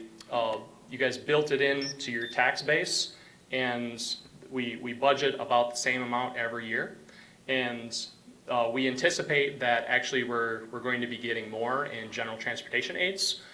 We budgeted at a flat rate right now for general transportation aids, but it's our intent that when we get the exact amount of our increase, and we know it's going to increase, we're not sure by the exact amount yet, that we'll be doing more projects. We'll be able to fund more projects, and I think that's important. The last item on the page here, Golden Age Manor, our nursing home. The building is from the 50s, at least a portion of it, and it has been kept up pretty well.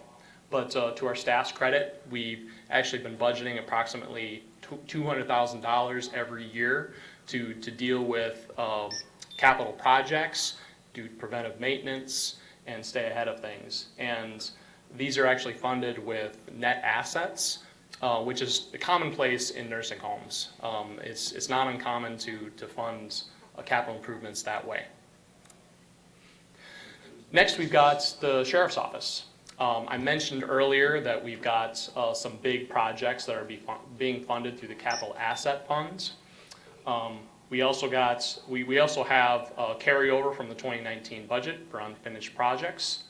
And similar to how the county has budgeted for roads, we also do a similar thing for budgeting replacement vehicles for the sheriff's office. So in essence, the squad cars and other vehicles, they have to be replaced on a regular interval.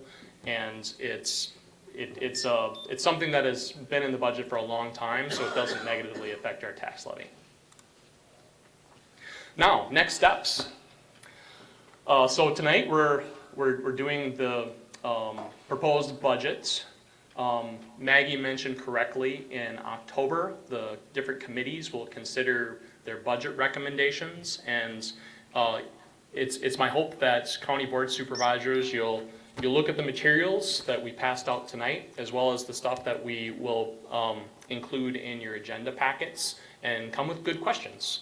Come with ideas. If you have amendments, you can propose amendments at any time, but really if you're looking for staff's help in terms of vetting the ideas, and because sometimes when we make a cut, it has effects on other parts of the operation. or if we want to do different services above and beyond what we do, we have to cut in other areas. So it is easier at the committee level, even though the county board can consider that at any time. Next, the difference, we also, the general government committee will evaluate the different departments that are under their purview, similar to what the other committees will do. In addition, they will actually act as kind of a clearinghouse, where the different recommendations and amendments that have been proposed at committee will be considered in one shot at the general government committee, and that's actually on October 15th. Oh, excuse me, that it'll take place before the 15th. The next budget discussion at the county board level, as I understand it, because I am still new to the process too, is that you guys have a discussion at the October county board committee, and we kind of work out the different details of the budget.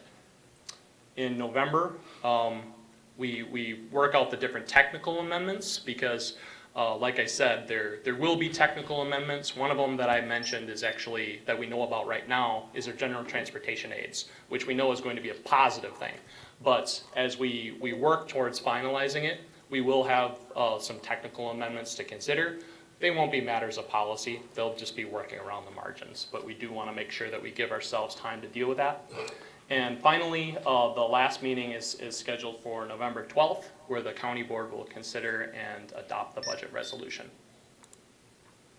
And before I take questions, because I just want to make sure that I take this time, I want to recognize the hard work of the different department staff. We have our division heads, we have our department heads, who take a lot of time and effort to prepare the budget materials for county administration to prepare. And in addition, we had Ms. Andrea Jarek, who recently left our employment, but she did an amazing job. She did a good portion of her work and probably a small portion of the time that usually takes. But she was gracious, and she was able to complete a good portion of our staffing plan, which is a big part of our budget. In addition, I want to recognize Maggie Wickery, as well as our other finance staff, because they really did an amazing job. And like I said, with Andrea kind of leaving us within the last month, we've just had one less staff person that usually deals with budget. So it has been a good amount of work that has gone into this. So I wanted to make sure I recognize them. With that, my presentation is done. So does anyone have any questions? Is there a motion to recess for 10 minutes? So made.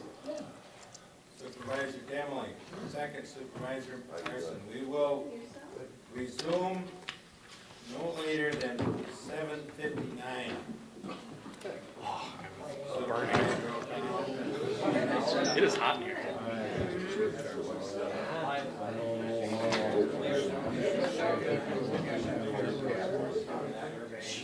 Here, Kim.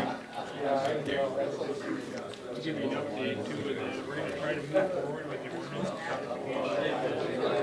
Kevin reviewed it, and at the end of the day, Take it with you. We're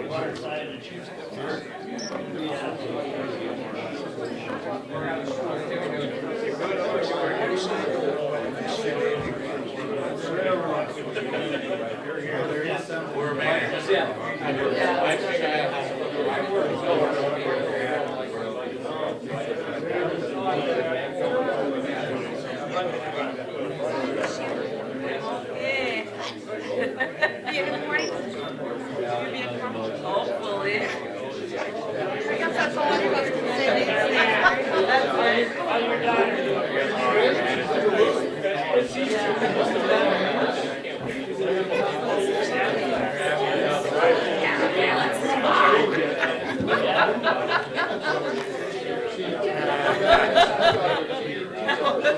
it was kind of time.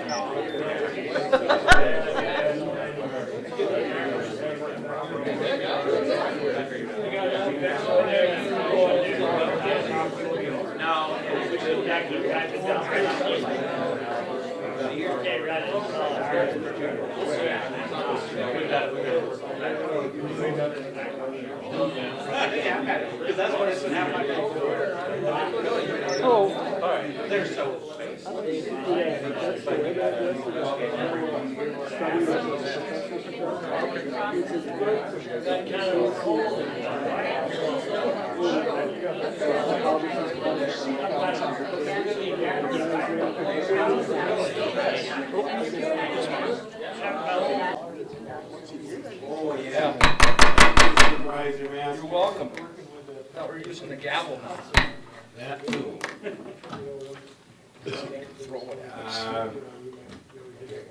Before we start, do we have to go back into session? No, we'll just call back to order in the regular session at 8:01. Mr. Ritt, you ready to go? Sorry, I kept you another 10 minutes, but before you get started. So we are now, Ms. Malone is going to speak to the board about an issue. Any of the county board supervisors that doesn't regularly check your email, or you maybe never check email, we did send out the 363 evaluation for Administrator Osborne.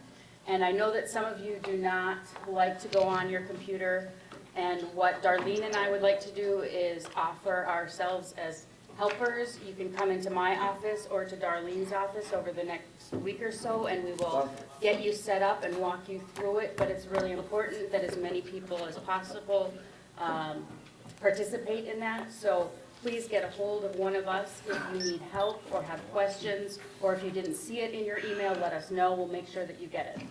Thanks. One question for you, Malia. I believe I completed the form. So when I'm done with the form and I click done, that's all I have to do. I don't have to forward it to anybody else? That's correct. All right. So when you're done, you're done, you're done. It's sent in on, yeah.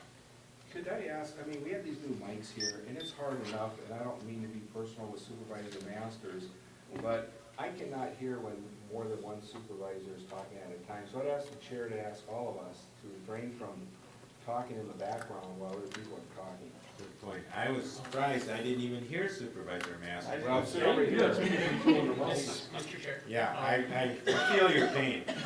If I could add something too, because you brought up the microphones. The microphone, will have the things that we hear, but also it's going to be very sensitive to what it picks up on the video. So just kind of be aware that if it's green, it's live. You hope it's gonna show up on the film. It's okay, we're holding up progress here with Mr. Ritz. What's next? Good evening. Most everybody knows me, Tim Ritten, Director of Land and Water Resources Department.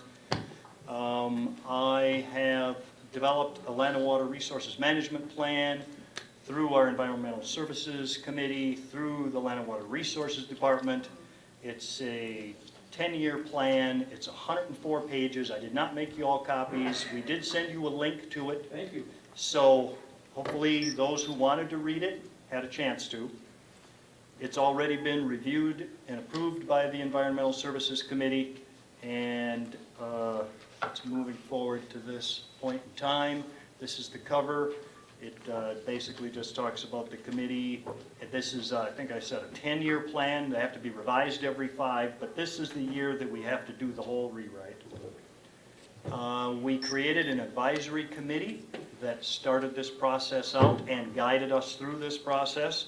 It includes a committee with 4 farmers on it, 3 lakeshore property owners on it, 2 business owners, 6 agency and staff folks, 1 including Supervisor Rowdy, who served on this committee for us, and 1 citizen member at large.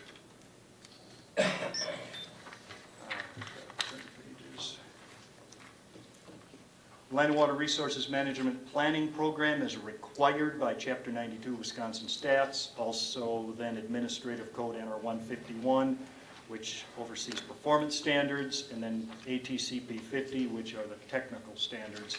You heard in the discussion this afternoon a lot about standards. I don't know if you caught that there's 2 different kinds, performance standards or something that says like you have to have erosion levels on your cropland of T or less.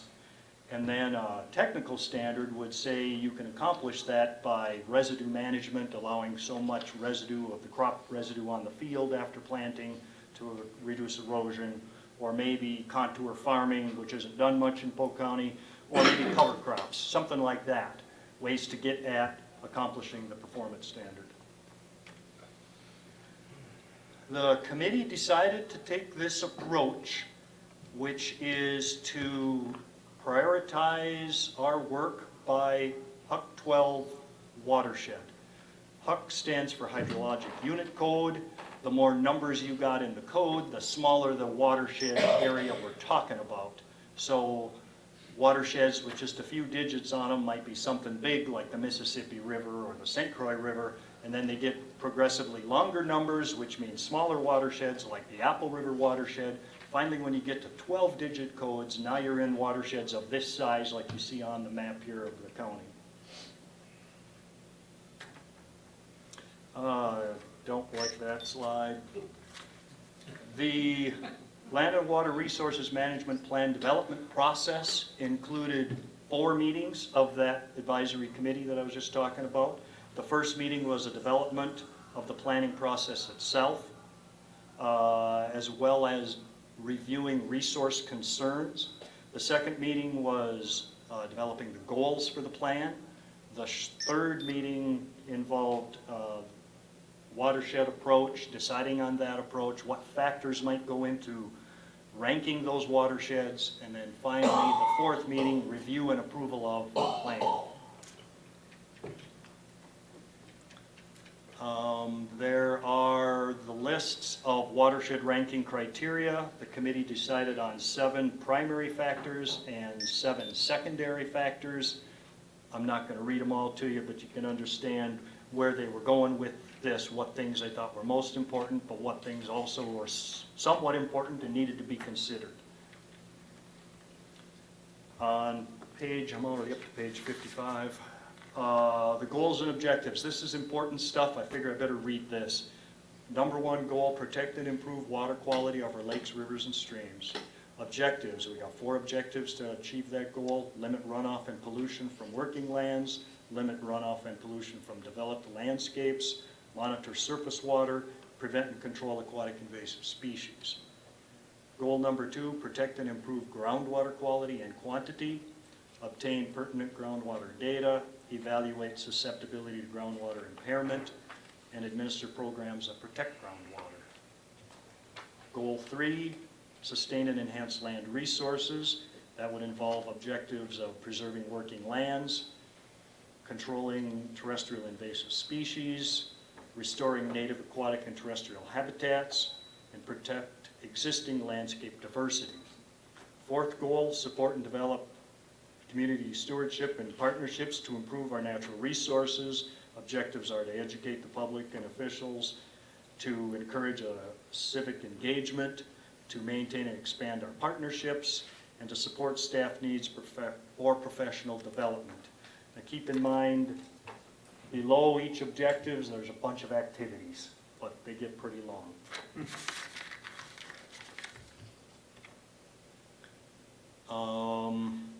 Regarding our plan implementation, it's pages 65 through 69. It is, again, based on the HUC 12 watershed basis. We have to collect before and after water quality data. We have to go through a long list of information and education activities, on-site evaluations, document compliance, provide funding and technical assistance as necessary, monitor compliance year to year, and then track and report that progress. This is page 1 of 4 pages of my annual work plan. Actually, in the case of this first rewrite of the plan, it's a 2-year work plan, so all the things in there, if you went bother to read through all this, every darn item we're going to do regarding conservation things, regarding livestock things, regarding water quality things. There's a number that we're aiming for as to how much we're expecting to get done in each of those categories. Now this is a 2-year plan, so all those numbers are doubled. This is work based on the staff I've got right now.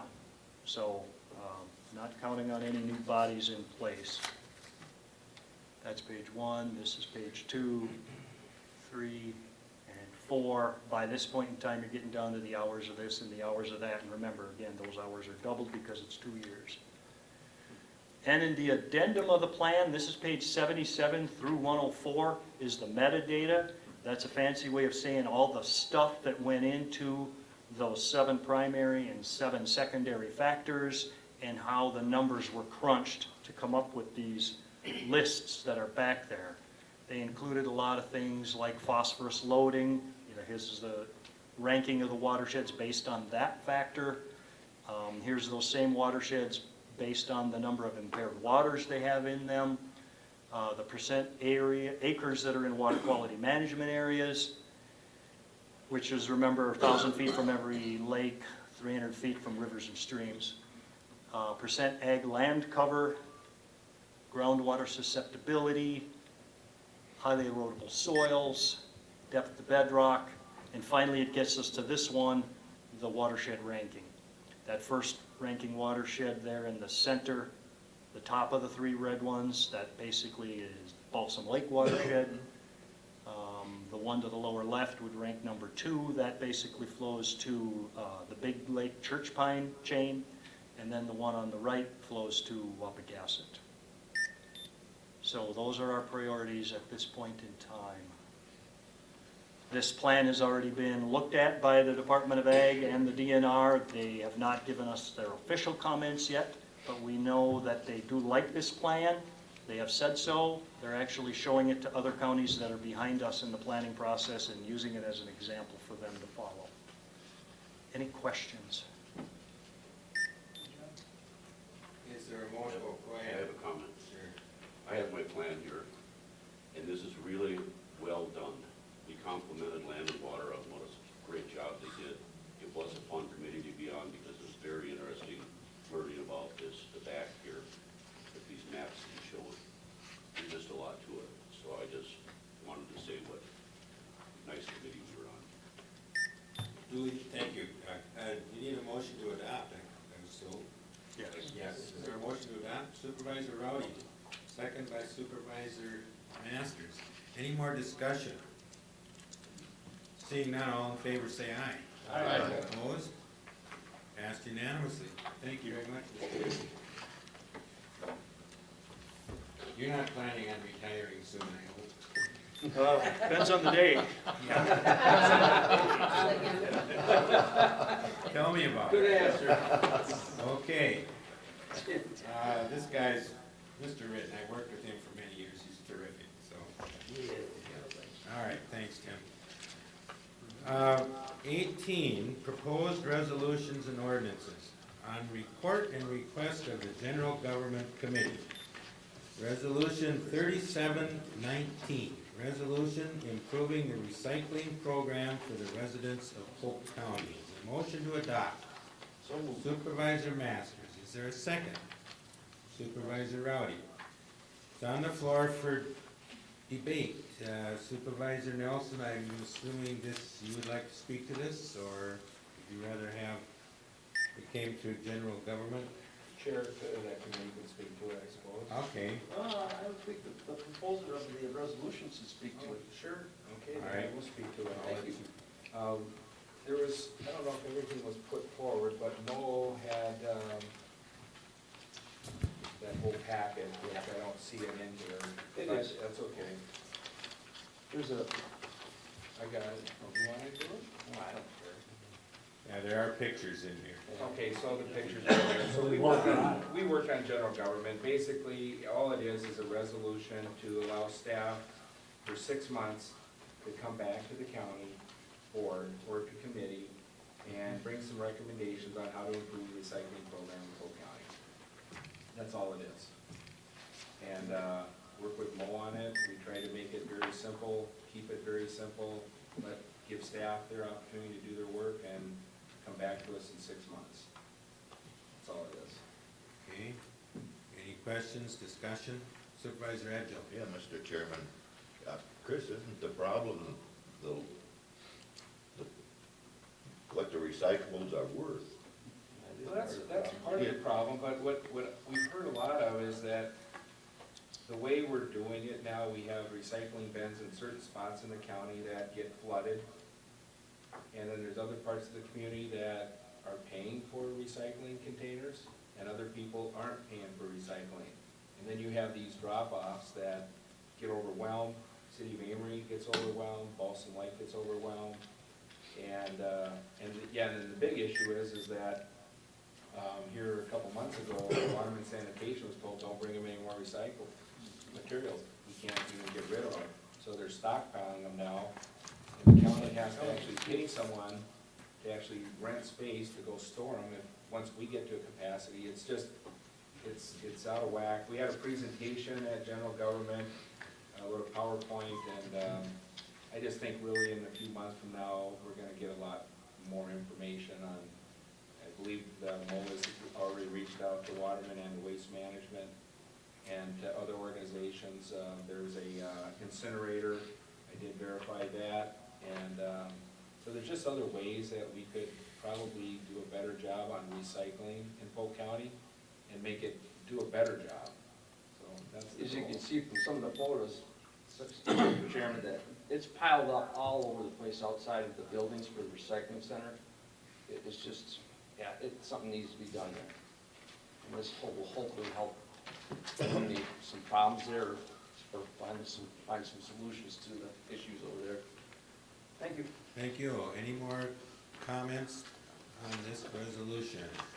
Seeing none, all in favor say aye. Aye. Opposed? Motion passed unanimously by unanimous voice vote. Resolution 3919, resolution to authorize the representative for filing recycling grant application. Signed copy will be circulated on the floor. Who signed? Well, you did. Do we have that copy for? Yeah. I have the first signature on it. We'll start over here. They have one? Yeah. So they're all gonna sign their own one? No, we only need one. No. Yours is signed. We'll talk to them. Don't yell. The reason we have it on as the agenda as we did it was, this kind of happened last minute. I was told the day after the agenda went out that we needed to do this, because the county gets some state aids, and we actually, to be eligible for that, we actually had to designate somebody. And we got a call from the state agency saying that we had to do it very quickly. So I do apologize for the last minute nature of this, but as I mentioned in my administrative comments, this particular resolution is more of a technical adjustment. It won't tie the county's hands. Supervisor Masters. I'll just add on, it's just a one-year deal. Correct. Thank you. Any more discussion? Seeing none, all in favor say aye. Aye. Opposed? Motion carried unanimously. Motion to approve. Who did the motion to approve? Nobody. Sorry. Motion. I signed this thing in the first place anyway. Didn't know what they were doing. Supervisor, the motion to adopt by Supervisor Demling, second by Supervisor Bonakreis. Now we can vote. Now we can vote. Thank you. All in favor say aye. Aye. Opposed, same sign, motion carried unanimously. And the hour isn't even late yet.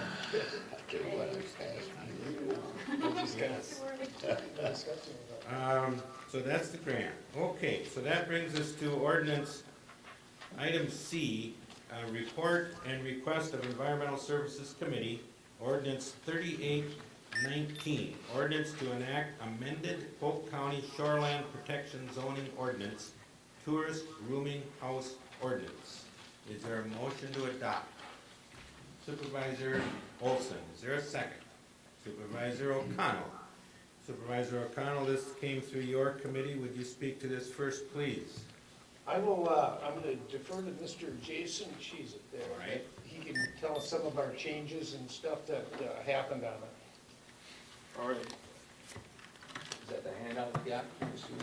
Nope, that's, or the hand is a handout also. Yep. Thank On you. the back of the agenda packet, you'll find a report that our office has to provide to the county board. And then the very last sheet is the summary of the proposed changes for tourist rooming houses. And a tourist rooming house is nothing more than a short-term rental. And when we say that, it's 30 days or less than 30 days. And that is the only type of rental that this would apply to. So somebody renting it for 6 months or a year, and that is not gonna fall underneath these conditions. The committee had received some concerns from a few parties in that around the county about tourist rooming houses. We currently have about 110 of them that are licensed in Polk County. Over the years and that, the procedure for approving a tourist rooming house or obtaining a tourist rooming house permit has changed from being a conditional use permit, which went through the Board of Adjustment up until 2015. And then since 2015, when the county did the comprehensive rewrite of the comp and the shoreline ordinance, the tourist rooming house use became normal permitted use, something that we could do administratively through the office. The Board of Adjustment had a long-running condition list, and that there was 14 conditions that they almost assigned on every applicant that came through, and almost all of them were granted, and that going through the Board of Adjustment. So that's what triggered, and that changing it from a conditional use into a permitted use. The committee started out by looking at those 14 conditions that were assigned by the Board of Adjustment, and most of them are in the proposed draft right now, along with a few others. And they also looked at how many people, and that can be at a particular dwelling at a time, and they split the use into a tourist rooming house and a transient lodge. So it's kind of going back to what it was prior to 2015 again. A transient lodge, as defined in the proposed text, would be a short-term rental with 9 or more guests for the maximum occupancy. Currently, right now, we don't have that limit, and that's always a permitted use. But going through the conditional use permit, that would be anybody that's less than 9 or 8 or less, and that's still gonna be a permitted use. There's more conditions on it, that the applicant would have to follow, but that's simply walking in and pulling the permit through our office. So, that's kind of the whole thing. As far as the revocation process that you guys heard public comment on earlier, and that we looked at 2 different options for that. Our staff internal policy in that with any of our violations is that we give people 30 days and that to basically respond to the violation or fix it. And so we would do that with this as well. And for a violation where a renter maybe didn't know about the rules or maybe broke the rule and they got caught, we've always given 1 warning and that out to them in writing to the property owner. And so in the proposed draft, we clarified that. So if they get a warning and then we get another complaint or a documented violation, both of these are documented violations, and that within 6 months, then we would revoke that permit. The letter that we would send, and that would be a cease and desist order, and that giving them 30 days to file an appeal, and that through the Board of Adjustment if they wanted to. Otherwise, at that 30 days from when that letter is sent, and that they would no longer be able to operate a short-term rental or the tourist rooming house permit. Then, they would have to wait 3 months for the ability to be able to reapply for another permit. Currently, as it is today, that's basically how we administer everything, but we don't have that 3-month delay. So if we end up pulling a permit today, and that somebody could walk in tomorrow and reapply and be operating that afternoon. So that's one of the major changes. It's got a little bit more penalty for the violations. If there is another set of violations that occur after that, and we end up revoking the permit twice, and that within 3 years, then they would have to take and wait a full year in that before they could take and reapply. So that's how the process goes right now. That's basically what I have in that for the proposed changes. Questions? Supervisor, Emily? Now, how many rooming houses do we have? Roughly 110, and that are licensed. How many we're out of compliance? So in the last 5 years in that, we've pulled roughly 6 permits total, and that a couple of them have been because of them actually violating the conditions on their permit. And a couple of them have been in towns with their own zoning. For example, the town of St. Croix Falls, they came through and got the county permits, but then they didn't go through the town permit process, and they were objecting to going through that process. So that was the reason why we ended up pulling a couple. And in that case, that would probably be the only one case in that we wouldn't want to provide that 30 days on that when we revoke the permit, would be in that, because then that could be causing a significant health hazard or something like that, depending on what's going on. If they don't have the health license or the town license. Are these the same places that you have problems with, or is it? Correct. And the half a dozen properties comes down to about 3 properties total and that have violated. What I'm looking at or thinking of is, okay, everybody's out to have a good time. They're out to spend money. And you're gonna punish all of them because of 3. That's my objective. I don't think that's right, but. Supervisor Bonnerprice. I'm concerned about the due process. You said you send out a 30-day notice if they're out of compliance. Where does the due process come in that they can come in and state their case, right or wrong, in public comments? Is there a lapse in here? So that was one of the proposals and that the committee looked at. The committee actually held 2 public hearings on these amendments. It's been going on for several months, as some of the public comment noticed, and that we had a procedure in that for doing a public hearing in that, but what was determined was that it was kind of just duplicating what's already available, and that through the ordinance, through the Board of Adjustment. Either I didn't state it right or you misunderstood. I mean, after you send out a violation notice, then can they, where's the due process? Can they come into your office? Or where's the hearing part? That, hey, I want to document that this is right, that your information is right, for them to plead their case. Just like if you go to court, you know. So if we receive that second documented violation, we would issue that letter and that giving them 30 days and that to file an appeal. That appeal and that they could contact us, say, hey, we don't agree with this. They could request and that going through the Board of Adjustment, and at the Board of Adjustment there'd be the public hearing. And as part of holding that public hearing process, we have to take and notice all the property owners that are adjoining their property within 300 feet. And we also would publish it in the paper and that just like anything else. And that, so that both sides would be able to take. I think that takes the average person right out of the picture, because I believe your Board of Adjustment now is $1,000. I think you raised it to $1,000. The current fee is $500. It's proposed to go to $750, and that was part of the restructuring of the Board of Adjustment. There was a lot of people in that we received concerns about that they'd get here at noon or 1 o'clock and they'd be here till 5 and 6 o'clock that night. And the county's got certain costs in that we're trying to cover. And by doing that, now we're only looking at having 2 applicants per day to try to shorten up those hearings and that to a couple hours. So we have, fewer applications and that to spread out the cost on. And then also, and that as part of this, the Board of Adjustment no longer does on-sites and that. So as far as staff goes and that, we're going out and conducting on-sites, taking pictures, getting all that, put into a presentation. So that was the justification for the increased cost. If I got a warning on something, I was a property owner, I got a warning on something, it shouldn't cost them anything to come in and plead their case. I don't see where the Board of Adjustment should be involved. The Board of Adjustments is not a completely democratic organization. Next beer question. Thank you. Supervisor Nelson. Well, I'd like to make a motion to make some amendments, and I handed this out. I could certainly read them, and then I think that'll help a little bit more discussion, because I have followed all this stuff. I've gone to all these environmental services meetings, and I've been working on this since I've been on this county board, by Balsam Lake Rehab District, Half Moon Lake Rehab District,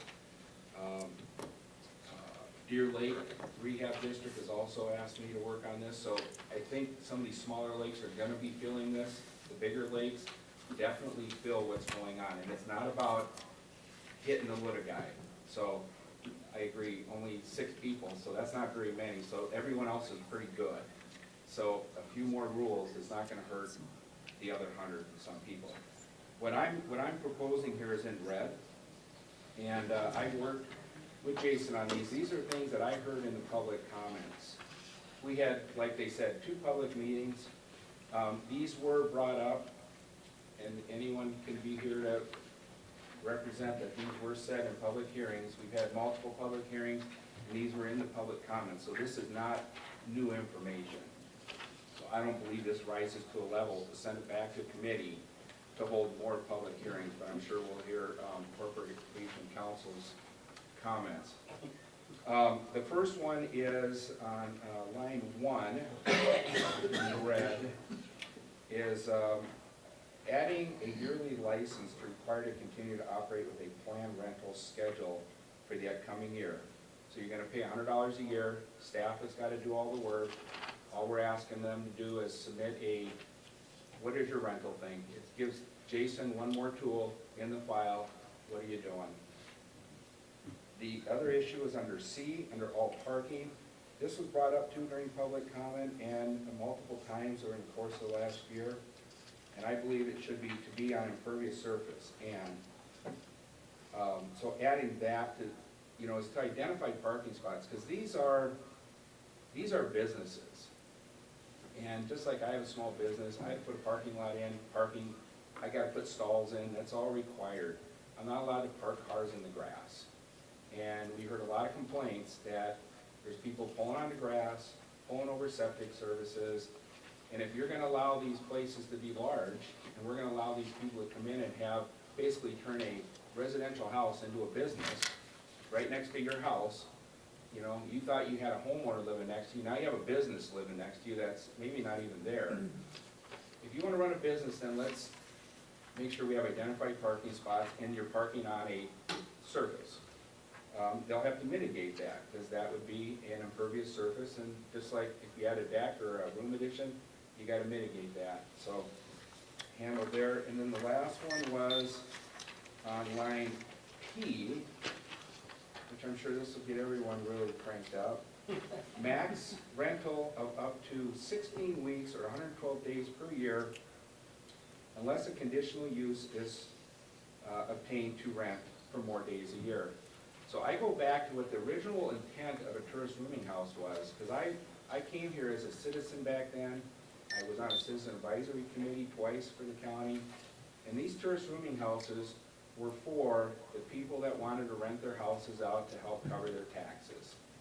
That's why you could come in, get a permit, rent your house out for part of the year. It wasn't for creating a business.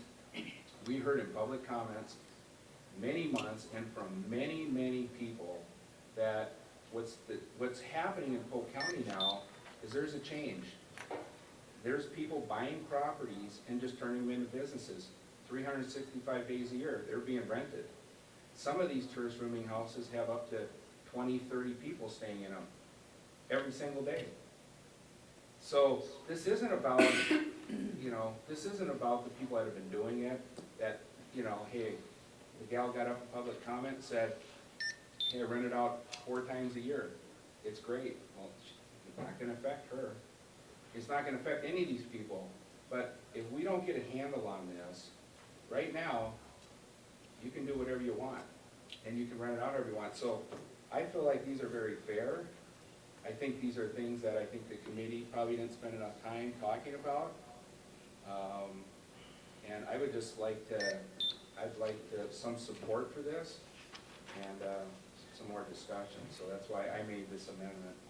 Would you like to offer the amendment on the floor now? I would. Okay, is there a second to that amendment? Just for a point of order, can you do them individually instead of trying to vote on all Well, that's what I three? was wondering, if you wanted to try them all No, of I these? would do them individually. Okay. Yeah, I think that would be fair. Just a second. So you would start with amending item 1. Article 8, yeah, point 8.1 as, yeah, under 1, tourist room. A yearly license is required to continue? Correct. So you'd like to make that amendment now? Correct. Is there a second to that? I'll say. Supervisor Masters. The amendment is on the floor for discussion. Any discussion on this amendment? Supervisor O'Connell. What does this entail for staff? Another form or just a renewal form? Not Probably just our normal land use permit, but it would involve the renter or the property owner and that providing us with a calendar and that to be able to enforce provision P at the bottom. And that's so that we know what kind of days and that they will be renting. P throughout the passes, year. but I mean, this is separate from that. Correct. But this would be a yearly, The purpose of the yearly license is to provide us with a means to be able to track how many days they're gonna be renting out of the year. So they're kind of tied together in that, and they're also tied together with that, new proposed fee, and that would be later on to talk about. Any more comments? Any more comments on the amendment? One, a yearly license is required to continue to operate with a planned rental schedule for the upcoming year. Seeing none, all in favor say aye. Aye. Opposed? Aye. I think that passed. Passed with a majority voice vote. The next amendment, Supervisor Nelson? Would be under C, all parking. Currently says all parking must be contained on property. I've inserted the red type to say all parking to be on impervious surface.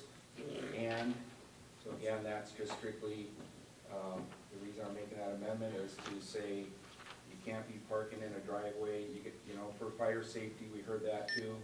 We can't have 10 vehicles parked down the driveway and call that the parking lot. You can't get to the house. So if you're gonna have a business as a tourist rooming house, we want you to identify your parking spots, and they must be not on the grass. So that's why I made that amendment. Is there a second? Supervisor Demling? No. Supervisor Demling, we don't have a second yet. Is there a second to the amendment?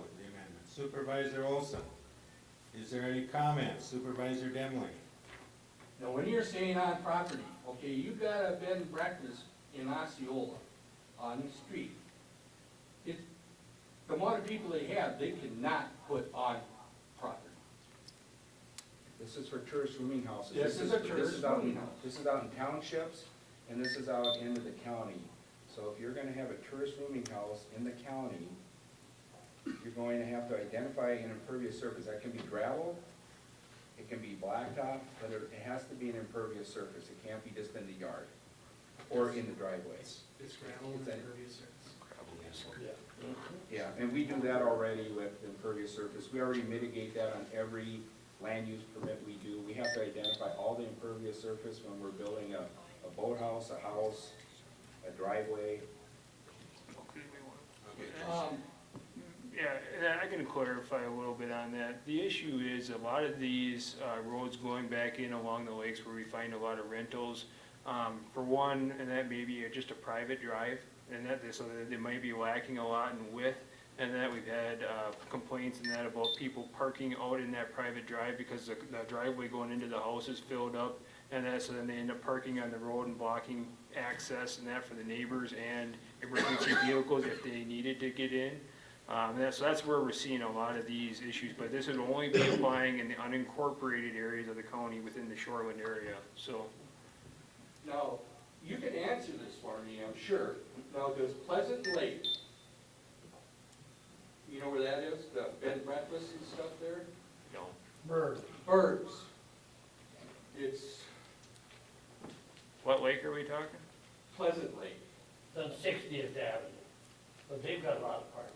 But it's not blacktop, it's not gravel, if I'm not mistaken. It's gravel. It's impervious. So, if I may speak. Supervisor Nelson? So, if you're existing, this doesn't affect existing. Just like some of these other things we passed. This is, everyone that's got a current tourist rooming house, operating the way they are, no violations, no reapplying for a new permit because you have problems. No one's gonna have to do nothing, but anyone new is going to have to. So what I was looking for. Yeah, anyone new. This is not changing it for the existing people. I And I don't think it affects someone, I don't think it affects anyone at all from operating a tourist rooming house. Supervisor Masters. Well, I want to agree with this, but I think that's pretty costly for a new applicant to be putting in impervious surface that, even if it may not be blacktop, maybe gravel, but. Supervisor Masters, Yes, do go you ahead. know what they get for renting these? Oh, I bet you they could do one extra weekend and they can pay for it. I don't disagree with that. Yeah, it's a business. It's a business. Any more comments? Supervisor Pritchard. There's a bit of a nit, but I'm not sure that impervious as defined includes gravel unless that's a matter of policy. Oh, yes. Yeah. It is, and so the DNR actually clarified that, and it stated that basically after you drive on gravel and that a certain amount of times, everything that lands on that gravel is pretty much shed off, and that even at the county level here, going back to 2000, 2001, since we started our land use runoff rating, we've almost considered gravel exactly the same as being pavement. Call for the question. Any more question for call, any more discussion on the amendment to C? All parking to be on an impervious surface and, that's the amendment. So, seeing none, all in favor say aye. Aye. Opposed? Passed with the majority voice vote. So I assumed P would be my last amendment. This would probably be the most controversial part of it, but again, I don't think, it doesn't affect anyone that's currently operating, but clearly this has gotten out of control, and my feeling is with this is that, you're existing, you keep doing your thing, you're fine, but anyone new that wants to create a tourist rooming house, if you want to do it more than 16 weeks a year, which is half, how many months is that? That's 112 days, so. 4 months. Yeah, 4 months. This ties back to that schedule that they would turn in with Jason. Okay, new one, here's my schedule, roughly here's how many weeks a year I'm gonna do this. Again, it allows the people that wanna walk in to say, I just want a regular tourist rooming house, it's not gonna affect the neighborhood that much, I can go in and get a permit today. If you wanna take it above that, that's where I feel like, listening to the public comments, if you take it above that, then it seemed like it was a business. And you're bringing a business into a residential neighborhood with property owners that, some of these places are 50, 100-foot wide lots. The neighbors are 10 feet up, they're 20 feet away. We're not saying you can't do a bigger event, and you wanna have 20 people at your place, and it's a special piece of property, and the neighbors don't care, you can get a conditional use permit. We're saying that's allowed. What we're saying is just to do the over-the-counter permits, let's go back to what I thought the intent used to be years ago was for that. So that's why I made that amendment. I would certainly say that if people think 4 months a year is not the right amount, and it should be a bigger number, I would have no issues with changing that. I just would hope that, I think this is probably the most important piece out of all of it, is that if you wanna have a business, then go for a conditional use permit. If you really are gonna have your house rented out to tourists, like a lodge or a motel, some of these are operating at a level of motel scale, where the people are there, just constant traffic, and they're in my district, so I hear about it. And I think this would be the best thing we could do, and that's my amendment. Is there a second to the amendment? Question first. Is there a second to the amendment? Supervisor Olson seconds it. Now it's on the floor for questions. Would you consider changing that 4 months to 6 months? I would have no problem with that. Like I said, I wanted there to be a debate on what we thought was that threshold, and I just picked the 16 weeks. So I would, if the proper procedure would be to amend my amendment, I would be okay with that. The reason why I said that, I'm pretty familiar with the people in Minnesota, and they're all 6 months. Sure, I'd be fine with that amendment. Is the second okay? Well, we need to have the amendment amendment to the amendment. So is there a motion to amend the amendment? Supervisor Bonaprise? Yes. Then what is your amendment? I would amend it to change it to 6 months. Okay, so you're gonna amend the amendment and change. 4 to 6. 4 months to 6 months? Okay, is there a second? 16 to 26, I mean, is that? Okay, I wanna get that straight, everybody knows what we're doing here. So what is it exactly? Change. What do we change? From 4 16 months to weeks, 6 months. from 16 weeks To 26. to 26 weeks. Okay, Or, how many days would that be? 180, 3 or something. But the rest of it has a lot in there. Be 174 days, Or 174 days? and then if you want it to be 6 months, and then it'd be actually 24 weeks, not 26. 24 weeks? Yep.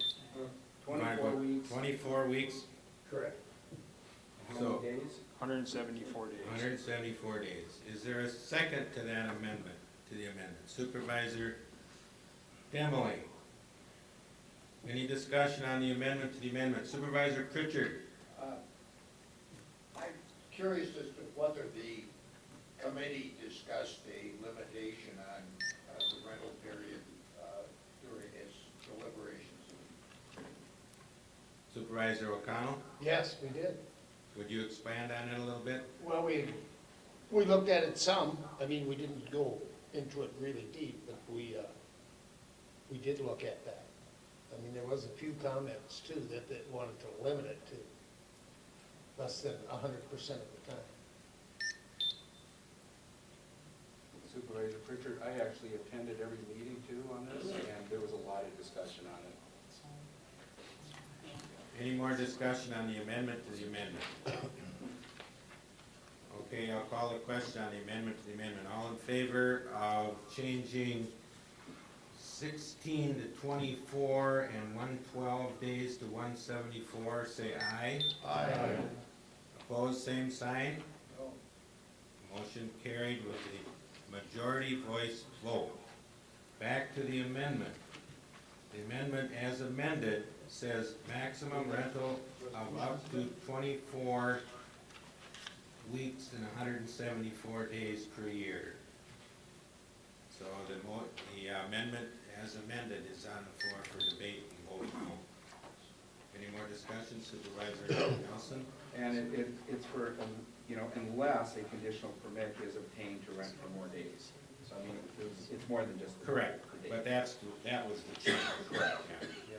So the complete, what you'd be voting on now would be the max rental of up to 24 weeks or 174 days per year unless a conditional use permit is obtained to rent more days per year. Everybody understand what you're voting on? Any more discussion? Seeing none, all in favor say aye. Aye. Opposed? Motion carried unanimously. Thank you. Now we're back to the resolution ordinance as amended. Resolution 3819. Ordinance to enact amended Polk County Shoreland Protection Zoning Ordinance Tourist Rooming House Ordinance. Any more discussion? Supervisor Pritchard. Relating back to Jason's comments and the 30-day period, I'm still a little unclear about that. If that's an unwritten policy that the county has? It is, it's an unwritten policy, but it's something that we do internally just to make sure that we treat everybody equally. So, the only thing, we would be not in objection to having that written right into the revocation process.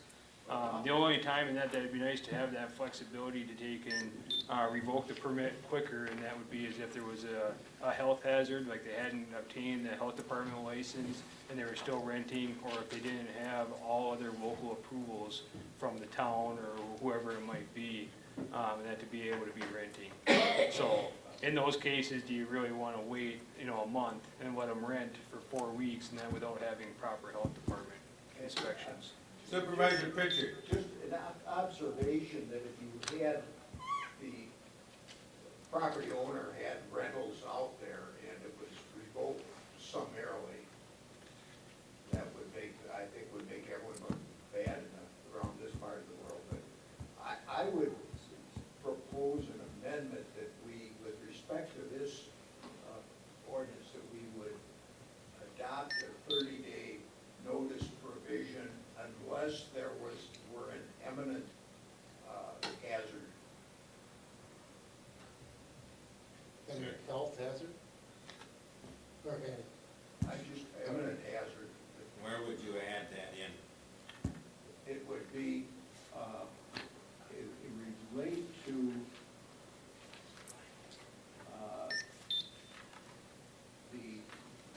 Article 8D.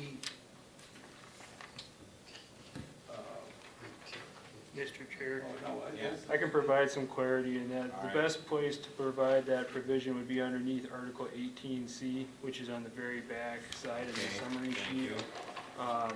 And that could take and be written in anywhere right in that text, and that to basically provide for a 30-day stay period before an actual effective date of that revocation. So. Supervisor O'Connell. Would we add that unless it's a hazard, health or whatever? I think That's the only thing, and that, to be honest with you, that I could think of that we would ever pull it immediately, because with the mail, of course, we're gonna mail it the letter, we can have a delay, we can write the letter on Monday, and they might not get it till Friday, we don't really wanna shut them down for that weekend, you know, so that's kind of the PR side of it. But if they don't have the proper health department license, or if we have those cases and that where they don't have the town license and they're operating without a permit, that might be a time in that would justify pulling it sooner. Okay. If you want to say imminent health hazard, or Okay. immediate Yep. health hazard might be a better word. Okay, think about exactly where that wants to be put, and then Supervisor Nelson. Yeah, I have a question on that. I got sent a picture from, I believe he's the president of the rehab district on Deer Lake, that showed a tourist rooming house that actually had a pump down in the septic tank, an extension cord to the septic tank, and a hose coming out of the septic tank about 20 feet from the lake. Would that be considered what you say is an imminent hazard that you would like shut them down that day? Correct. Okay. Yeah, because that'd be a failing sanitary system, and one of the most common ways that it fails would be backing up into the house, and I don't think anybody that rents a house is gonna enjoy that either, so. Right. But we, just for fact, that, you're aware of that Yep. specific piece of property? Yep, absolutely. That's what I'm kinda talking about, rather than giving them 30 days and having it back up into the house for every rental, you know. It might be better off rescheduling that later on when the sewer system's working. Supervisor Pritchard, have you a place for your amendment? Well, if Corporation Council has a suggestion, I guess it was the 4 lines down, it shall revoke the permit.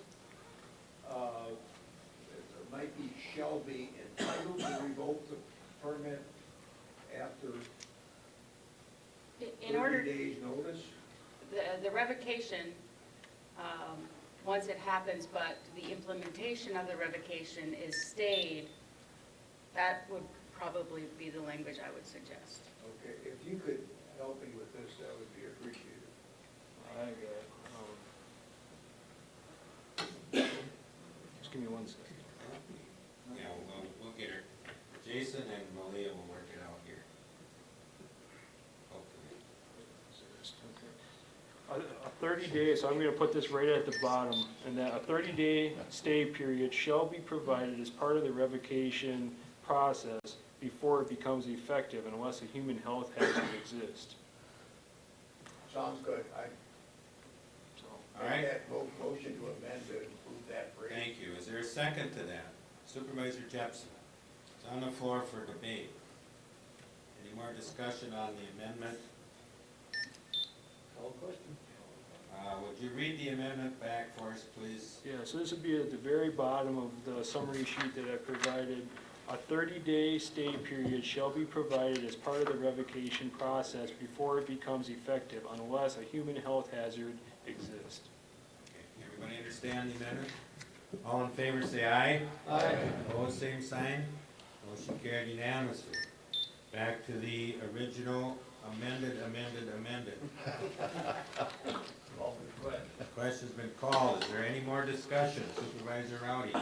This is kind of an answer to Joe, but it's like the people that you say are not causing any trouble, they're not gonna be affected. Yeah, that's what he said. When he I said just wanted to say that. new people. Yeah. Yeah. Yeah. And they read this and they know what it says? Yep. Okay, the question's been called. Any other discussion? Seeing none, all in favor say aye. Aye. Opposed, same sign. Motion carried unanimously. The resolution is passed. Unanimous voice vote. Brings us to supervisors' announcements. I'm gonna start with the River Road Ramble is 2 weekends from now. So that's gonna start in St. Croix, or it'll start up in Grantsburg, wherever you wanna start, down the river. Anything else?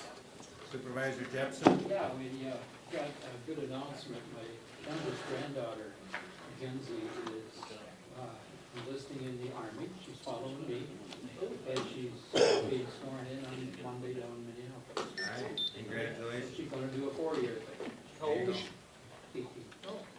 Any other discussion? I would like to follow up on yours, Mr. Chairman. Make sure you stop in Eureka. I will. You know, I've stopped there before. In the evenings. Any more discussion? Seeing none, a motion to adjourn. Supervisor Demling, second by Supervisor Bonaprise. All in favor, say aye. Opposed, motion carried unanimously. Good job, Jason. You're happy in an argument.